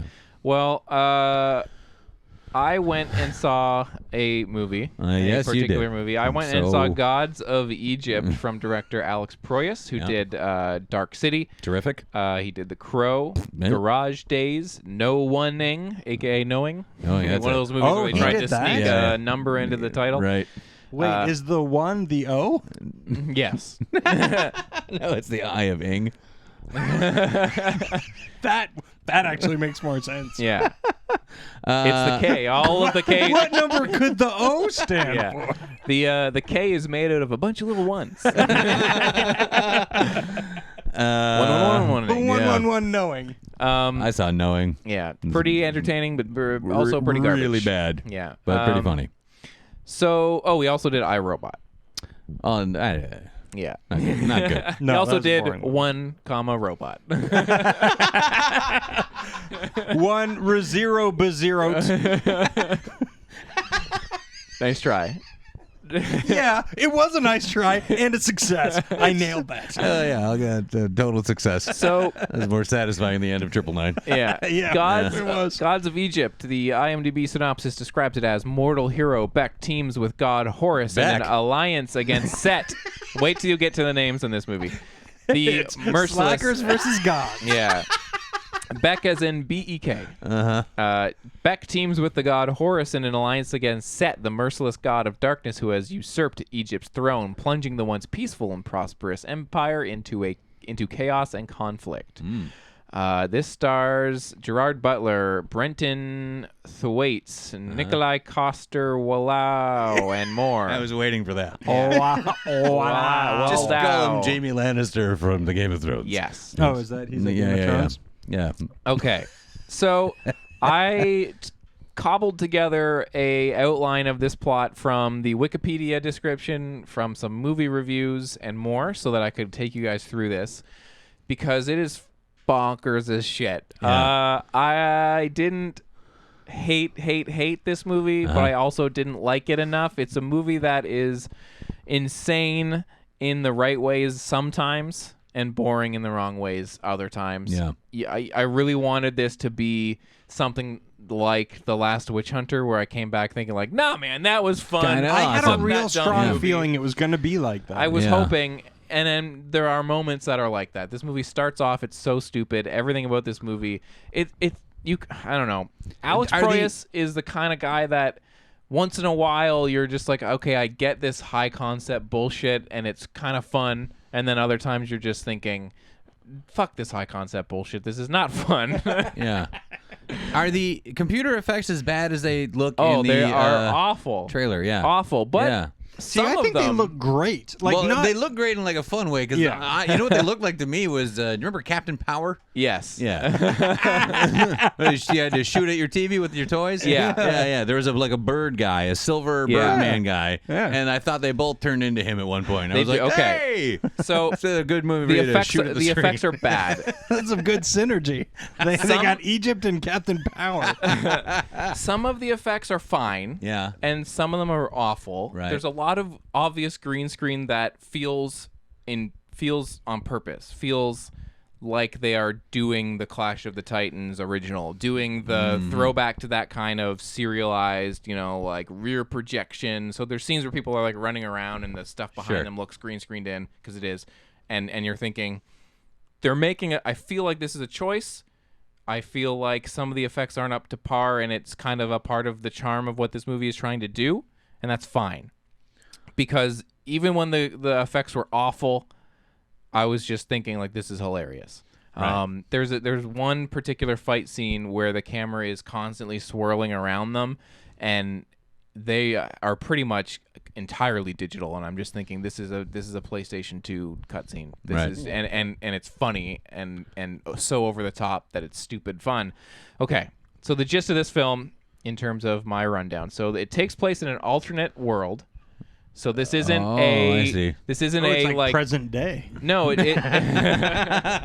this isn't like in any way, shape, or form, obviously from the Historic, trailers right. being historic. This is just Earth what 2. if there was an Egypt where the Earth is flat. The Earth is just one big. The Earth is actually the flat Earth in this is movie. 100% flat. You fly up to like the god. Topical. Yeah, B.O.B. looking your way or whatever. Yeah, so we get a couple scenes where where you get a real outside look at the world, and it's big flat. It's just big and flat, and Yeah. it's like, okay, this is an Alex Proyas movie. He's making these kind of fantasy decisions and whatever. Right. So the world's flat, and gods live among humans. They Right. are sort of the people in charge, and they are distinguished by being really they're a lot bigger Yeah. than the regular people, which Agreed. leads to a lot of hilarious scenes where two of them are running side by side, and you're like, what's going on here? It's like reverse Hobbit. They've basically like it's like forced perspective, somewhat like that kind of thing, and Yeah. it always looks stupid. Always. It always looks stupid. And then the gods can also turn into these animal forms, which leads to the fight scenes where they turn into like winged, like Sun Ra, like crazy beings and fight. And also, all the gods' blood is gold. So there's Oh. a couple scenes where That's where, awesome. where Can they someone's turn like, into multiple things? Are they like the Wonder Twins? I think you on just Super... I think you just turn into whatever your thing is. Okay, I don't you think just have the yeah. one thing, yeah. like a So like stand. some of them have like wings, and some of them have more like I don't know, like monster-y kind of qualities or beast qualities, like Right. beast mode, sort of from like Altered Beast. Yeah. You said beast a bunch of times. Yeah. So Beck, which is the Brenton Thwaites guy who's from that movie The Giver. Yeah. So the movie opens with him shoplifting a dress for his love interest Zaya, who is Courtney Eaton from Mad Max Fury Road. And it's a very kind of like Aladdin style. He's stealing for, and people are like, hey, stop that. And it kind of has a little chase scene to open the movie. So basically, the king of Egypt, Osiris, is turning over the throne to his son Horus. And Beck and Zaya are there to witness this ceremony. This is the kind of big thing that opens the movie. So Osiris is played by Brian Brown, and Set, Gerard Butler, shows up, and he's the brother of Osiris, and he's like, you aren't giving Egypt to your son, Horus. I'll be the new god of gods. And Set kills Osiris, which is the current king. So before... Nice to see Brian Brown pop up in something. Sure. Yeah. So he kills Osiris and then fights Horus as those little winged guys, and then he rips Horus's eyes out and sends him into exile and declares a new regime. And he's like, now if you want to die and get into the afterlife, you got to get straight cash and give it to me. So there's like a toll now to get into the good afterlife. And then while all this shit's going down, Beck and Zaya are separated, and it cuts to sort of a year later. And Set is in charge. He's got this big tower built in his honor or some shit. And then Beck is looking for his love interest, Zaya. And she's like a slave who's helping build a pyramid for Set. And she decides that this Beck guy, he needs to link up with Horus and defeat Set. So she gives them floor plans to Set's vault so they can go get one of the eyes of Horus that were ripped out. And so he goes and does this... big sort of like Indiana Jones thing where there's all these traps on like platforms and shit, and it's all CGI and it's pretty stupid. And then when he gets back with the eye, it turns out that Set knew this was happening and he attacks them, but they escape. Beck and Zaya, the lovers. But as they're riding away, Set shoots an arrow and kills Zara, and she dies. And this sets up this weird like she's on her way to the afterlife throughout the movie, and it serves as like a ticking clock, because if she gets there in a certain amount of time, she's going to be dead forever. But if somehow they can find a way to save her before she gets... it's like the 5-second rule. Yeah. 5-second rule of dying. She's still good. She's still good. Yeah. So, like, if they can get a god to resurrect her before she enters, like, the afterlife, it'll work. But if she... Like, there's scenes of them, like, traveling through limbo, and she's, like, getting on, like, a boat flying machine in limbo, and it's like, what the fuck is going on in this movie? That sounds awesome. Some of it is pretty hilarious. And the first chunk of this movie, I'm just thinking, this is the dumb shit that I'm on board for. But it gets pretty boring. Oh, great. But it also... Yeah, so Beck meets up with Horus and gives him his eye in return for bringing Zaya back from the dead. But I guess Horus is lying that he'll bring her back from dead because he can't until he has both eyes. But he doesn't tell him that. Anyway, so that's all the ticking time. So we keep cutting back to Zara because she'll cross the passage to the afterlife. And then a bunch of bullshit starts happening. I've listed it here so I don't have to go through it all. Great. Set gets Horus's other eye and Osiris's heart, who is some other guy. There's a million people in this movie with these names, and I don't remember any of their relationships. Right. So he also confronts his former wife. Set confronts Nephlis and cuts off her wings. And then there's also Netflix. And there's some like jewel encrusted magic bracelet. And then Set steals some god's brain. Is he making someone out of all these parts? I don't think so. He just needs them all to reign supreme. And then we visit Ra in the sky. Whoever has the most brains and eyes wins. There's a bunch of scenes where we fly up to see Ra. And he's on fire always, it seems. He's just constantly on CGI fire. Well, he's like the sun god. Yeah, right? and he's throwing CGI fire at people. Pretty sweet. Yeah. But also stupid because it's like doesn't look very good. There's a lot of CGI fight scenes. Hathor dies at some point because she sacrifices her own safety for Zaya, because Hathor is, I think, Set's new lover, who was the lover of the guy that was supposed to be king of Egypt before all this shit went down. Also, there's these flying chariots that are drawn by gigantic winged beetles. like big the Beatles? Like huge. Well, yeah, George Harrison and Ringo. Yeah. Why are we doing this? In the end, so there's just all this crazy shit happening, and sometimes it's really fun, and other times I did not know what the fuck was going on. It's just a constant there was a barrage point of, where like, you were describing it, and I was it's like, just like, I don't know any of the words you're saying right now. There's so many characters they have. So the Set guy is Gerard Butler, and he's the bad dude, and then there's this team of lovers that are younger, and then there's the guy who's supposed to be king but he's not king, and they need to team up, and it's just like Pick one guy to be the hero's journey. And I don't does need all anything this come other of stuff. the world being flat, or is there just like You just see it. It's like, flat. check it out? Yeah. Flat. Pretty much. Ooh. But Very eventually they get the other eye back, and then Horus is restored as king. But and he gets his other eye, and then in the process, Beck is killed. So the main young dude is killed. But then because Horus saved Ra earlier in the movie, Ra's like, "Yo, I got your back," and brings Beck and Zaya back to life once and for all. And then everybody else has their attributes restored, like because Set murdered all these people, and then Horus is crowned king, declares the afterlife will be open to the good doers, and Beck is made chief advisor. The afterlife is open. Yeah. Let's party. Yeah. So this movie is basically like Star Wars meets Indiana Jones meets Pan meets Captain Power. Yeah, The Mummy 1999 Captain meets Power. Captain Power. And I mean, it wasn't as entertainingly crazy as The Last Witch Hunter, but I can't tell you not to put this on and I see feel what like it's I'm going to hit play. I'm on definitely Netflix gonna at watch some that. point. When this It'll be a thing. and I do feel like for the right audience, this is served by being watched in 2D because I saw it in 2D, not 3D, but Tutti Frutti. So it is playing in 3D, and I get the feeling that it would probably look less stupid in 3D. And you want it to look stupid. You need to watch this movie in 2D with all the crazy green screen. I think this movie will find its audience of like people that like shitty movies like me, but it wasn't. Not as fun as you'd want a shitty not movie as to fun be. as I wanted it to be, and it loses steam, and it's 2 hours. Yeah, and 2 like, hours for this kind of shit is too much. When man. I hit the hour mark, I had hit my rock bottom. I was like, what is going on in this movie? I can't coast on the giddy excitement of how stupid this movie is anymore, and now I need like to know what's going on, and it's not.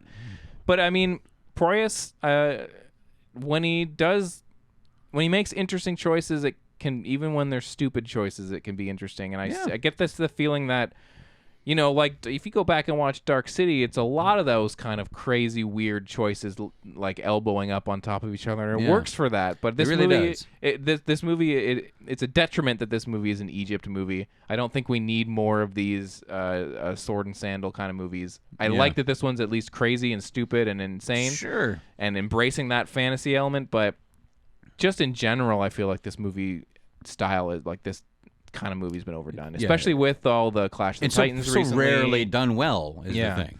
But I do think at least this movie, it is trying to be like those crazy serials that just had insane things going. And I did get the first like chunk of this movie. I had a heavy Star Wars vibe, like real heavy sort of Star Wars vibe. Obviously not as good as quality, but it was kind of doing that journey kind of movie. Yeah, and, hero's journey. And So I can't say don't watch this movie, but I was. I'm definitely going to watch this movie. Check it out on Netflix. This thing on Netflix, but it was I lost very good. I lost interest in it eventually.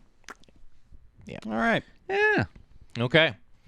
So Casey, you gave us an album to listen to for the sure week. Why don't you tell us what it was? And what's going on? The album is called Gorgeous. Yes. And it's by the band Don't Stop or We'll Die. And I gave it to you guys because the 19th of February, which was the week past, commemorated the death of Harris Whittles, one of my favorite comedians and writers and podcast guests. Yeah. Which is one of the funniest, most impressively talented and horribly troubled people. So this was his band with Paul Rust and Michael Cassidy, both also extremely talented people. Yeah. And this is their first full length. I was a big fan of both of their EPs.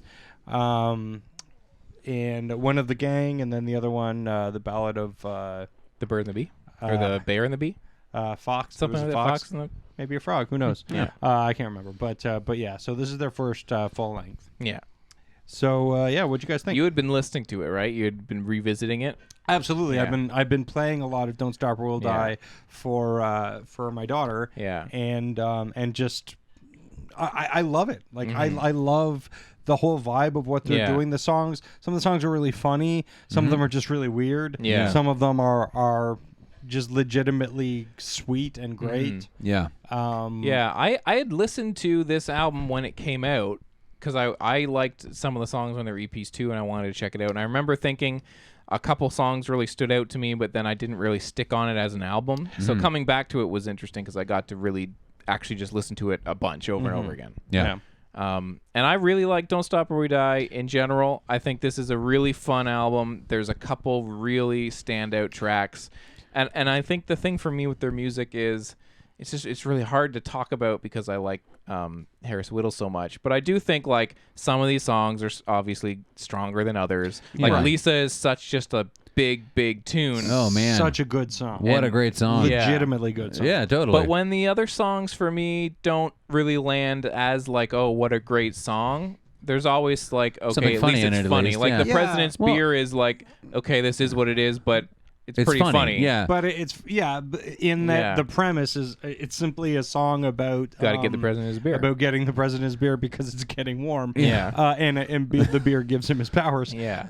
But That's great. Yeah. it does rely very heavily on the joke. Yeah. But it's a and good the joke, and that's songwriting funny. It's sort of- creatively funny, Yeah. and that's what works, I think, for this album. As like I had very little experience with their Yeah. music. I've heard like a tune or two, so this was really my first Yeah. dive in. And yeah, I like that they were like, we'll make funny songs, but that doesn't mean the songs won't be good because the Yeah. pop songs here that are good are great. And a Yeah, lot of the funny ones are really good, and then the ones that are a little bit more reliant on being the a goof or joke. the joke, is yeah. actually good enough that Yeah. I'm like, I'd play this for somebody like this is hilarious. Yeah, Listen to this. totally. And like, yeah, the President's Beer is not really the best tune, but I will No, listen to it again 'cause it's because funny. that's really fucking funny. Yeah. It's so stupid. Yeah. And that's the great thing. Yeah. Is that Paul Rust is so good at skirting the line between like this is legitimately fun indie quirkiness. Yeah. Yeah. But also it's very funny, and Yeah. you can tell that it's legitimately straddling that Yeah. line. Yeah, but like a song like Blood, like I like Yeah. Blood is like just to listen to. If I wasn't paying attention to the lyrics, I'd be like, yeah, this jam's all right. Yeah. It's kind of quirky and bizarre, but I'm down with it. But then you listen to the lyrics, and it's totally a guy being like just skirting the line of being an infant. Yeah. Yeah. With the humor of it, but he's really just fucking. It's great. I think Yeah. Blood is so funny. Yeah. and so good as a song. I think that's the best example of being kind of because like Lisa's not the funniest tune by any means. I mean, it's about pizza and shit. Yeah. There's that stuff going on in there, but there's this weird, strong sentimentality and Yeah. emotional It's center to very it. Yeah. sweet. That like I will legitimately listen to that song a lot. Totally, yeah. I genuinely love that song, and also for me, it's sort of inexorably tied to the video? Yeah. which has everything I love in it. Yeah. It has every single person that I love in And it's it. a great concept for a video because they could have just made a video about like Elisa and pizza or whatever, but they have things from the song in the video, but it's not just about it, but there's like the joke to the video, which is also super funny that like nobody wants this pizza and it's like, we want dogs. But what they want is dogs. And it's so funny. Yeah. And the twist, and it's so weird, and it's not, and it's so out of somebody's weird Yeah. imagination. But everybody plays it so well. Like I like that Shelby Farrow legitimately is angry. She Yeah. doesn't want pizza. She wants dogs. Yeah. What is Shelby Farrow going to like? Does she have any projects? Like, I feel like she got really famous for being super funny on Twitter, and I think she is so funny. But is she writing for something? Yeah, she writes Okay. for. She's written for. I can't remember what she's. I'm just waiting now. for the like. I feel like she's one of those people that the breakout moment of something big is keeps feeling so close. I think she's actually doing something really smart because she's 21. Yeah. And she's been doing this for years now. Like, I mean, she started when she was like a she got teenager. really Yeah. famous really Yeah. young. And I think what she's doing is she's staying behind the scenes and learning. Yeah. And she's watching, brilliant people, and she's aligned herself with people like Paul Rust and Yeah. and all those guys and the Earwolf crew and those kind of like it's she's been doing things really smartly. I Yeah, think. she's super funny. and she's great. But yeah, this album, gorgeous. You really get that sense of people with a good working chemistry, goofing off and getting it right. Because I think all of us have been in bands and we've all, jokingly sang songs in front of each other and like made up funny things, and that is always really funny to the people doing it, and it's easy to channel that kind of energy into this kind of project and it not come off right. But Right. you always feel like when I'm listening to this album that even when the songs, like you say, aren't there or the jokes are less of the importance of the song, you always feel like you're in on it with them. Like it's easy for a song like The President's Beer to just, if that's not executed properly, you're totally disconnected from it. But because the energy is there and it's a funny idea for a song, and then the song's pretty good too, and you just think, oh, okay, no, they're nailing it. Like in terms I was going to bring that up, just the chemistry that's going on here, because they're actually a pretty good band. Because Harris they get is a each good other. He's a great drummer. Yeah. Well, and Michael Cassidy is a fantastic keyboard player. And you can they're in the pocket with each other. Like they're responding to each other. It's not just I'm going to play this beat and you're going to do that thing. Like you can feel the communication between them as musicians, which is great. And I was going to bring that up with like playing with your friends and stuff like that. Because sometimes it's really hard to connect with someone or understand what someone's doing and accent that and like tap into that thing. And I think they do it really well. And that's again why this works. I think it's because like if you listen to them play on Comedy Bang Bang, which they used to play on Comedy Bang Bang all the time, when they play live, they're very loose. Sure. And it's very like, but because they've incorporated that into the style, like that shabbiness is kind of part of what makes them great. Sure. And it also is what allows them to have a song where they go, I hope that bullfrog takes me to the rodeo. And have it come off as endearing, because it's just a fun, cute, shabby little thing that eventually you start going like, but it's also really good. I don't know. I love it, and again, not every song makes it. No. But there's a handful of songs on here that I will. There's definitely ones that I'm going to want to hear, or I have stuck in my head. Like, time to throw that. Yeah, there's ones that I will come back to less than others, obviously, but like. Yeah, overall, but for really three fun. fucking comedians to put some shit together, this is very impressive. And one of whom is a huge Fish fan. So who knows? Jesus. Hope for everyone, I guess. Yeah. So don't stop Roulette. Listen to it. Thank you. Yeah. Cool. I'm glad. Yeah, because it's definitely a project that it's a band and a project that means a lot to me, just because of the angles it comes. Sure. And it's just really bittersweet to listen to. Yeah. Well, that was fun to listen to. How would you guys like to take one for the team? I had a feeling this was going to take a sharp turn. What do you got for us, Dan Gorman? The good old boys, good old Canadian boys. There's a new album by some good old Canadian boys. Called taking one for the team, or take one for the team. Let me see. It is called Taking One for the Team. How do you guys feel about going to bed? How do you feel about being sad? I like to go to bed. Do you feel like listening to an album that has a song called I Don't Want to Go to Bed and also a song called I Don't Want to Go to Sleep? Or no, I Don't Want to Be Sad. I Don't Want to Be Sad. Is it a Raffi album? What? You guys are listening to Taking One for the Team by Simple Plan. Oh, no. What? From 2016. Jesus. Let's see what these guys are still up to. Oh, I don't. They also have a song called Opinion Overload. Don't you hate it that people have opinions? I do. I feel like I just listened to the whole album. I've heard that these guys at the band are just the nicest guys. Oh, I'm sure. That they're these like total sweetheart guys. I don't give a fuck. Yeah. This is going to be the most fucking laborious bullshit. They're like in whatever, I don't know, they got to be pretty old by this point, like at least our age or more older, and they're still making songs called I Don't Want to Be Sad and I Don't Want to Go to Bed. Well, sad does rhyme pretty good with dad. I really want to know what I want to go to bed. I don't want to go to bed I'm very tired. Yeah. I always want to go to bed. Jesus Christ. Well, great. Yep. Terrific. So there's that. They're lame. I do want to say I was thinking about giving you guys something, and I just want to reveal it. I was thinking of saving it for a future date, but I feel like the time will pass quickly. Yeah. Did you guys know that Brie Larson was Yes, attempting to be a pop star for a while? Yeah, for like a long time. Yeah, she was trying to be like an Ashley Simpson kind of like 2000s pop star, and she had an album called Finally Out of PE. As in, like, I don't have to go to gym anymore, because when her album came out, she was like, finally, I don't have to go to PE anymore. Oh, I'll name my album that. I had no idea she was so stupid. And it's not very good. Yeah. No. Shocking.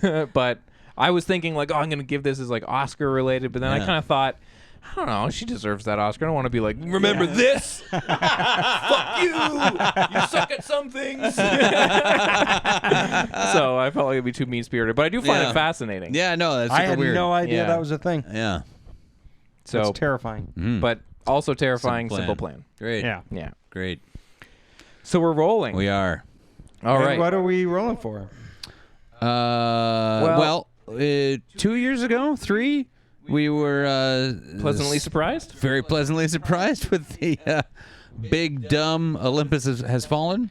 The confidently big and dumb. Yeah. Olympus Very has fallen. confident. Yeah, it's a big stupid movie. Dub kids, that but movie boy. to a VHS and put the Canon logo in Yeah, front of it's it. such a 80s action movie. Yeah. It's really all, like the stereotypes are there, the enormousness of the two-dimensional It's characters. kind of is there. racist. Americanness. Oh, It's man, a lot yeah. like something like Invasion USA. You're just like, this is Yeah. kind of racist, but it's just some- so over the yeah, top totally, and insane. But it's got some Die Hard vibe going on. Yeah. It's got It's got Melissa Leo being a goddamn nut job. it's great in it. Yeah. So yeah, big fun, dumb, but so fun. Yeah. And this is not a kind of, you don't really get this kind of movie anymore. Yeah. A big, fun action movie that is nothing but fun. And now there's the sequel. So because we endorsed that movie so much upon seeing it, we have to obviously See go check out London the Has Fallen. continuing story Yeah. of whatever Gerard Butler's character's name is. Yeah. Good old Gerard Butler's character Good old. is back at Yeah. it again. Now, what worries me is that this is not an Diminishing. Antoine Fuqua Yeah. No. joint. And, No. and I think that I think he directed the action in the first one. So, like, I think Yeah. he's got such a firm handle Yeah. on what this kind of movie's supposed to be. Yeah, yeah. And- 'Cause and they- again, the action was really good, man. Yeah. The actual siege on the White House with that big fucking plane Yeah, and then the crazy. ground attack is fucking crazy. Yeah. And in the theater, it was great. It was so loud and overwhelming. I was like, wow, this Yeah. is Yeah. not just, and a lot of things were memorable. Moments Yeah. of the action stood out to me, not just a wash of Yeah. CGI nonsense. Hopefully they don't do the thing we were talking about with John Wick 2 as well last week. Like, Yeah. take it so, like, that movie Well, was this really one I'm over like, the top. pump but- it up, baby. Yeah. Let's go to 11. How crazy can you get? You want to get nuts? Let's get nuts. That's true. I'm Yeah. a little worried, but I do think I'm just expecting a good time at the movies. Yeah. So I'm Hopefully, worried about yeah. it taking itself too seriously. that's true. This is what I'm worried about. Yeah. But I don't know. Who knows? Hard to make a sequel, but we're going to go find out. And again, Yeah. it's a garbage dump time of year, so. Yeah. So we'll have a fun little time, even if it Yeah. sucks. Absolutely. I want to see how much of America going in and saving Britain. Yeah. Yeah. Oh, fuck. That'll be a delight. I wonder how ham-fisted that's going to be. Yeah.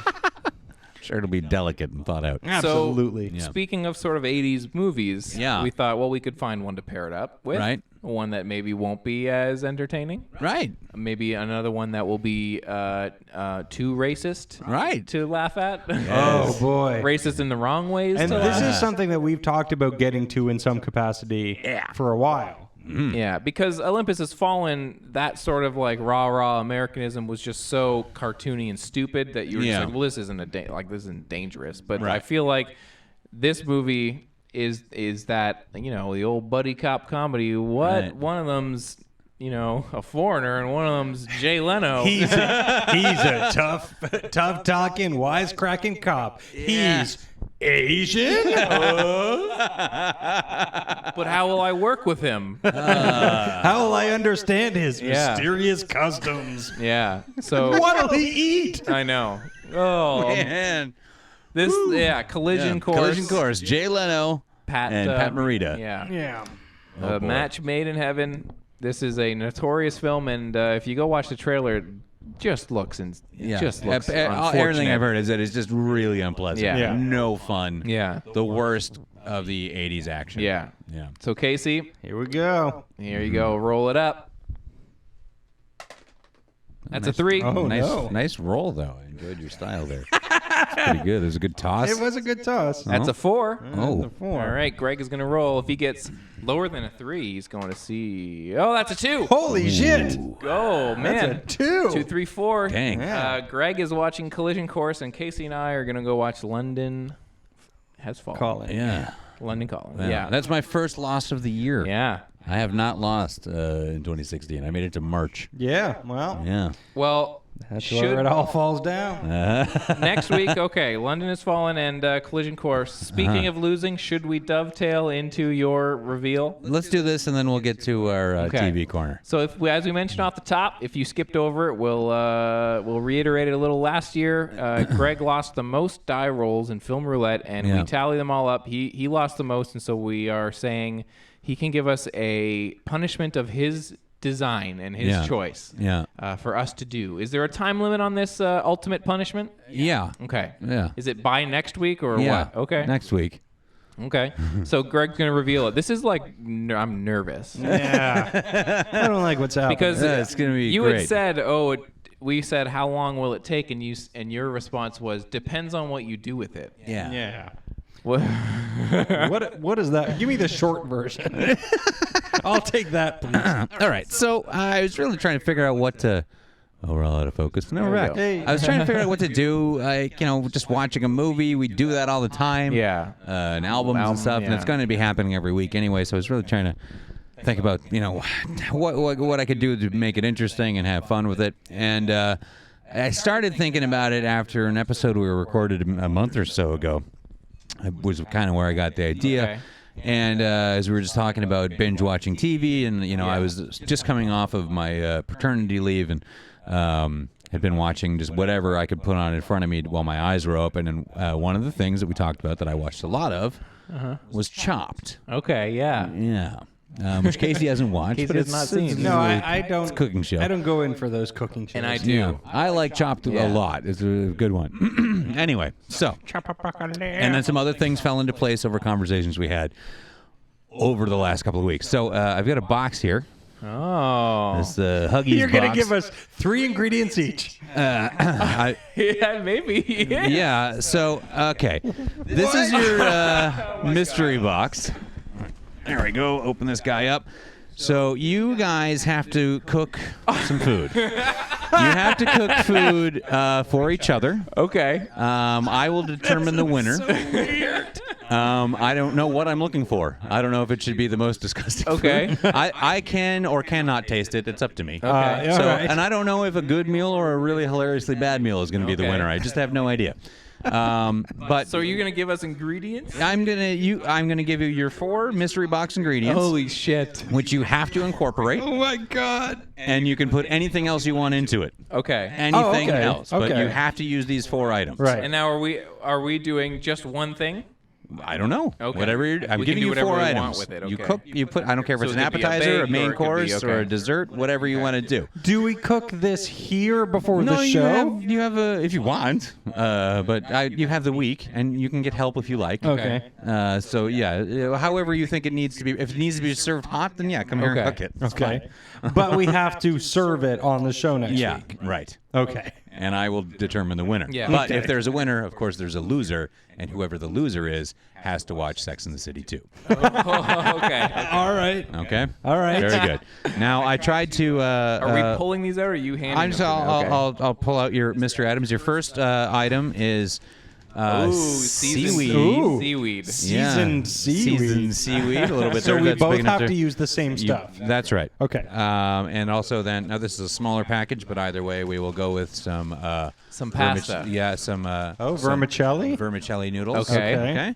And now I wanted something that was a little Dan Gorman and something Okay. that was a little Casey Lyons. So something And there, garbage for me. I feel So like. there, a there will be, garbage pick of Doritos. Dan Gorman loves sugary Oh, cereal. yeah. Frosted So Flakes. there will be some Frosted Flakes. Frosted Flakes, and one for you too, there, buddy. Okay, excellent. And of course, Casey Lyons loves mustard. I do love mustard. Yes. And I hate mustard. And this Yes, is you a do. spicy mustard. It is a spicy mustard. Oh, So- what goes better with Frosted Flakes than mustard?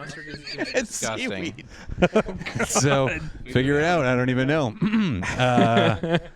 That is your punishment. Can we, if we need any more of these, can I go buy a big Absolutely. frosted, as long as it's these? It's Okay. that's Frosted Flakes, mustard. Okay. That's seaweed and vermicelli.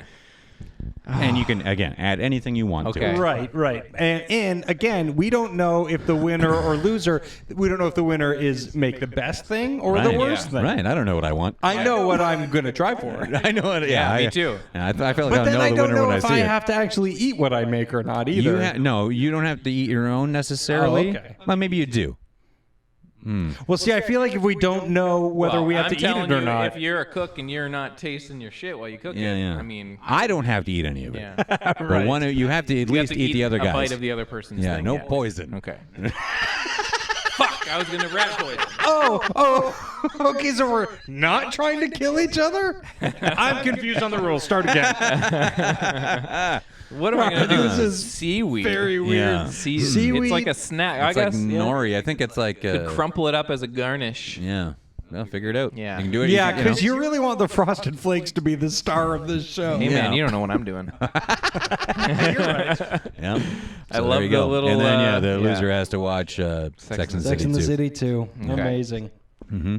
So we Very will. good. We're gonna have to do a little. We'll have to get our little camera and do a little sort of reveal, I guess, for the Yeah, YouTube. for sure. segment. Yeah, if you want to, if you do cook at home, you maybe want to film it a Film bit. stuff and, just to prove that I've put all this stuff in it. absolutely. What if I Yep. make something super delicious? And, believe me that it's all in there. I should Yeah, have yeah. some proof. Absolutely. Yeah, Please absolutely. film your cooking if you can. Okay. Oh, I certainly will. Very good. I've got a new camera on the way. Yeah. And this will be a wonderful first project. I might have Myos help me just as an assistant. Yeah. Wonderful. Okay. All right. I might have Frank help me. Who knows? Sure. Yeah. Okay. Well, speaking of punishment, now that we have the ultimate punishment out of the way, Yeah. we all decided to watch a TV show this week. Speaking of a bunch of things you don't want put together, Yeah. we watched the first episode of Fuller House. Yeah, so this is the big reveal. This is going to be our 13-episode replacement for 90210. Yeah. And I feel like because 90210 was a relay and we're all going to be watching these together, Right. and we're not really making notes and stuff, No.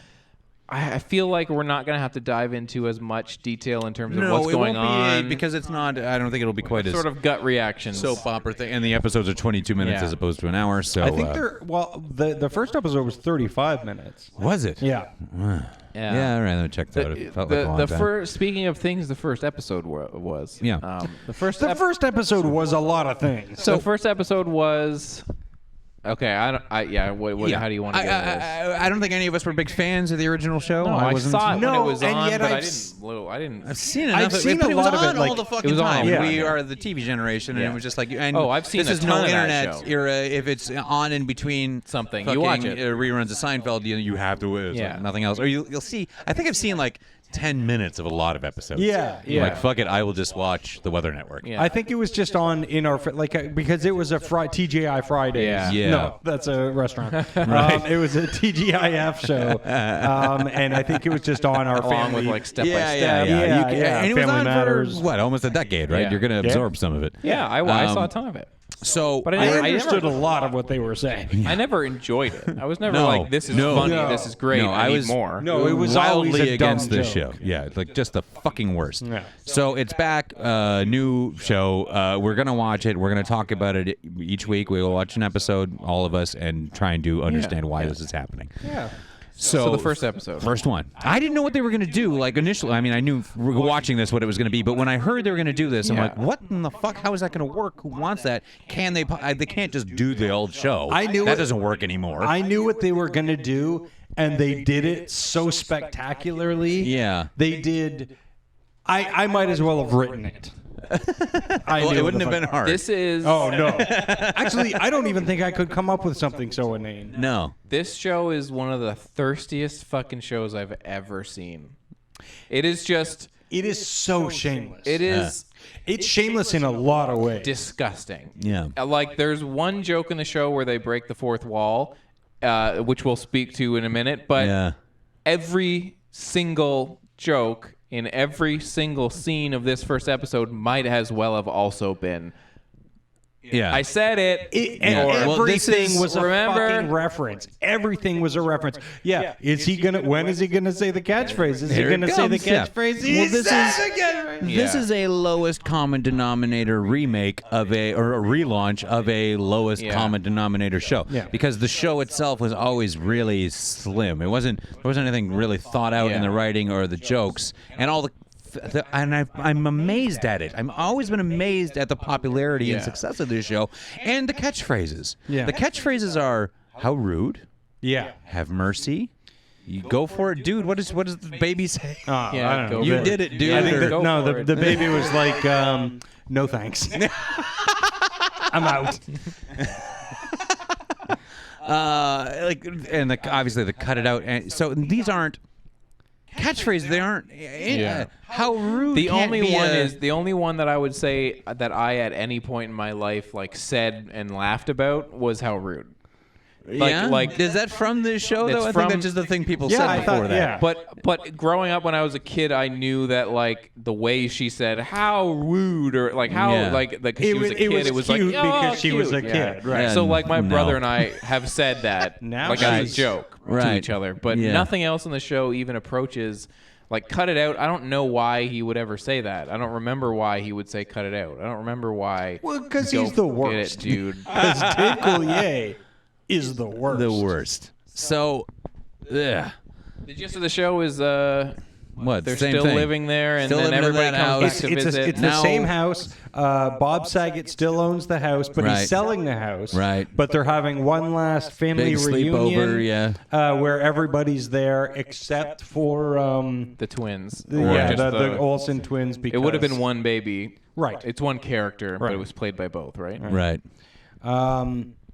And so they call that out.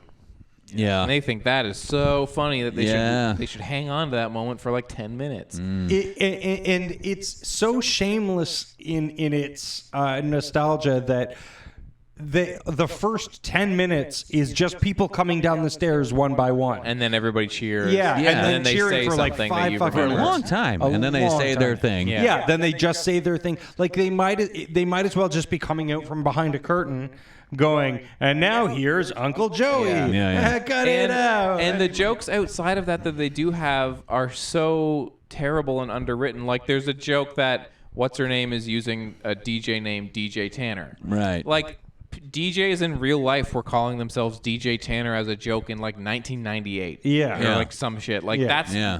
that boat in terms of this being a joke you can write and put in something sailed like a decade ago. Yeah. Well, that's always been this show, though. The original show too. Just like again, like how rude. It wasn't like a new thing. No, It's but at all least that was recycled just like, garbage. okay, we have a reaction, and she says how rude, and it got a big thing, so we'll make that a catchphrase. Yeah, but I feel like even the canned laughter yeah, in this episode for the how rude was like, okay, but at least the original, like, I'm not gonna defend the original show because I think it's a piece of shit. Yeah. But at least they were just like, it's a family show, and they get into situations, and maybe there'll be some light comedy, and at least Right. they were just like, that's where it'll come from because it's a family thing, and this is just This it's coming episode- from what it used to be. This episode Right. didn't have a fucking plot. No. There was not one semblance of a plot other than Yeah. the fact that they were throwing a party to showcase all of these people showing up. Yeah, and then who they like used to be Yeah. on the they show. cut to like the Rippers of Jesse and the Rippers. Yeah, yeah, he and sings they, that fucking song. and they Yeah. they cut to them like I was supposed to know who they were, and I said to Emma like, Well, "Who the fuck are those people?" yeah, in the band? now And then a they lot said, "Oh, of- Jesse and the Rippers." And I a, go, lot, "Oh, okay." a lot of people showed up on this show that I'm like, oh, I haven't seen this as much as I Yeah. thought I had, because whoever the guy was that shows up, that's like the love interest. So, Yeah. he used to for be DJ. the kid and or something. I Yeah. have no idea. And the twin boys, I have no idea. Well, I think that when the young, like the youngest girl, the Olsen twins, started getting a little older, Yeah. they tried to revitalize the add a new baby kid. quotient. Yeah, And yeah. I think it was That never works. And then I John feel like- Stamos. And oh, by the way, Lori Loughlin still looks amazing. That's true. That blew my mind that she Yeah. still looks the same. But yeah, they had twins, and now the joke is that the twins are deadbeats or something. yeah. like deadbeat millennials or something. And I Yes. think it's the actual kids. Yeah, I it think there is. was a- Everyone's I- the same. I think Because they're so awkward looking. Yeah. I was very confused when the love interest guy showed up, because he has the dog, I guess. Yeah. The old family, like the son of the son of the son of the dog. Man, but I didn't get that. So when he walks in, I don't really know who he is, and And everybody then he's- yells in the and they're audience. talking about someone being pregnant. I didn't understand Comet Junior. It was said too quickly, and I'm like, I didn't catch the name. Somebody's pregnant, and he was like very clearly like kind of like, well, if you're into restarting some old shit, I'm like, are you hitting on DJ while your pregnant wife is waiting? I don't know what's going on here. I was very confused, but then I realized Yeah. it was a dog. And I was like, even then. Yeah. Wait, he was hitting on the pregnant dog? That's hot. That's pretty good. Yeah, like all those kids and stuff who I guess like you were saying, they must have like expanded out into the neighborhood for characters back in the day, and now we've got them all back here. And like the two kids are like, oh, you'll have twins. Like somebody in the episode was saying, oh, treasure this baby now because they'll turn into that. And then it cuts to the kids and they're like putting helium in their mouth and go like, hi mom, and that's the joke. Yeah, that's well, I mean, but that's the old show too. Like a little while ago, I was talking about it on the show. I came home and Athena was watching the original first, just the pilot. And she's like, I was just curious because everyone likes it so much. And she's like, and I watch it, but it's the worst. And then it gets to that thing that happens at the end of the Flintstones song. And like, but it is like the grossest, most pandering, horrible shit. And then they do a New Kids on the Block dance. That was so stupid. Like, they just literally go, hey, now we're dancing for some fucking reason. Yeah. Hey, remember that song we used to like? Let's dance. Yeah. Yeah. And then, like, it literally, it's like watching a fucking 70s variety show. Well, that would be more entertaining. This show was... Because, like, literally, it's like, all of a sudden they're dancing. It's like, what? They're dancing. And then the dance is over, and it's like, hey, Uncle Jesse, remember that old song? Do you think we could get you to play it? Oh, no, okay. Yeah. And it was weirdly done with the lip sync to it and stuff. Like, it all felt really awkward. That was really badly done. Awkward that's the biggest word for this show. It just makes me feel uncomfortable and sad the whole time. I think this is a show that people think they want. But wait until the reality of it, because what's going to happen is, like, this first show had everybody back except for the Olsen twins. Yeah. But they're not all on the show. No. Uncle Jesse and they're gone. They're gone. So now it's all rests on Candace Cameron. Cameron's shoulders and Jodie Sweetin's also shoulders. There's a point in Bob this. Saget, is he going to be around? No. He'll pop up. Yeah, I think they'll all pop up from time to time. They aren't in every episode. Yeah. No. This is the old plot of, like, widowed. Yeah. And now my friends are going to help. Yeah. But with the kids. Yeah, but with the tertiary characters that nobody cared about, the kids that nobody cared about. No. What if the show gets like so good? Like gritty and real. Like real shit. Jodie Sweetin, who was the middle child, the little Howard kid, who notably after the show became a teenager and a big meth addict, who I guess is cleaned up now. Yeah. She also has very large breasts, and they could not let that go. Yeah, they just threw them out there on display. Like, what's up, family show? She's wearing this dress that showcases a large portion of her breasts. They make jokes about it. That was cool, but that was the thing, is that they make jokes about it. Like they go like, "Oh well, I see more of you than I want to," or something like that. She says but I'm like, you made the decision to showcase her breasts in this, and then you're sort of backing away from it so that the family aspect, like so that the flyover states are like, oh, okay, good. We can still feel good about this as a family show, but we still get to see the big boobs. So I don't know, man. But apparently we're gonna keep watching this show was absolutely disgustingly awful. Yeah, it was so embarrassing. So upset that I was watching it for all of its 30 minutes. Yeah, I just could not get over how bad it was. Yeah, Myos had never seen it. She this wasn't a big cultural thing for her. Yeah. So what was her reaction? Every 5 minutes, what is this? Yeah. And that must be like because nobody, you don't know any of the none of the references, and then all of a sudden everybody's looking at the camera and laughing, and she's like, what is this? I did not understand what's going on. That's great. And I'm like, that's actually pretty good. So I'm going to make her watch. Yeah, make her watch this whole thing. Yeah, for sure. Yeah, enjoy. All right. And then they do the gather around the crib and sing the Flintstone song thing they did from the first episode, but they cut the screen, so you're watching the first episode ending and them doing it at the same time, so you have to watch that twice, and then to wrap everything up, they start singing it again. Yeah. That's how the episode... Again. They, it's so violating. Yeah. Everything about this. Now, I don't know if it's going to now return to just a dull situation comedy. I imagine it will. Well, they have to. But I mean, how reference heavy can it be? Are they going to reference heavy? How many more things can they reference? They're just going to throw in. The fucking catchphrases are going to be there. Yeah. As much as possible. There's no way that whenever which uncle is he? Uncle Joey Coulier? Yeah. There's no way when he shows up, he's not going to do his lame ass Bullwinkle impression and the cut it out thing. He's going to do it all the time. The first thing he did, Yeah. he comes up the stairs with his hands up here, Yeah. doing the Bullwinkle Bullwinkle. thing. Oh God, I just wanted to kick him back down Oh those my stairs. God, I know. God, he's the fucking worst. He is the fucking worst. But yep, here we go. I shudder. Yeah. But we'll just keep watching this thing to try and understand Yeah. why. Yeah. Maybe you were a fan growing up. Maybe it's because you were an idiot child. I liked things when I was an idiot child. Yeah. Maybe, but maybe if you're a listener, write in and tell us why. Somebody I went to high school with on Facebook, before I'd actually watched it, their Facebook quote or their Facebook status thing was, I just watched the first episode of Fuller House and I legitimately cried. I'm so happy it's back. Oh my God. What? And I'm like, Yeah. look, I remember you. Yeah. This does not surprise me. She's actually a really sweet girl. I'm not like being a dick or anything. It's just she really goes in for this type of thing. But I'm like, this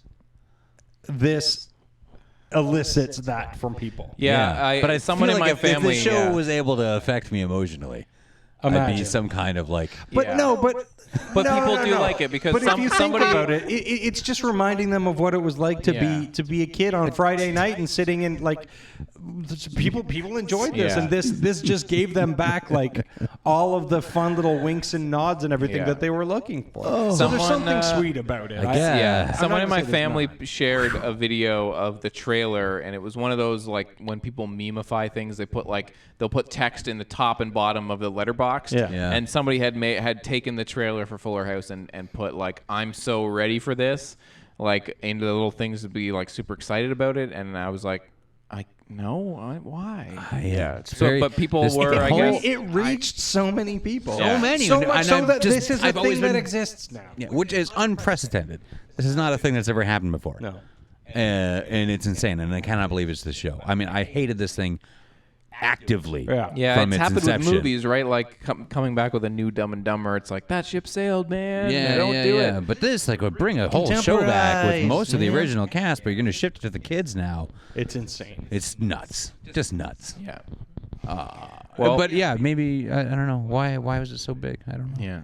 I don't know. I don't know. Why are three grown men gonna sit and analyze every episode? Why does that happen? Yeah. Because the world Is there a right pun? It's all that sweet podcast money. Yeah. That's what. That's what it is. That's Is what there it a is. pun way to make this Fuller House corner? What kind of pun can we make here? Oh, I don't know. I don't know. We can take listeners' Yeah, suggestions. if Yeah, you have a let's good just- what name should we for call it? I feel like Fuller Matt House Bain's the corner, guy out there who's got something for us. Yeah. if you have a good name for this segment, Fuller House Corner, better than Fuller House Corner, let us know. info@modernsuperior.com. Fuller House or Cornerer. Yeah.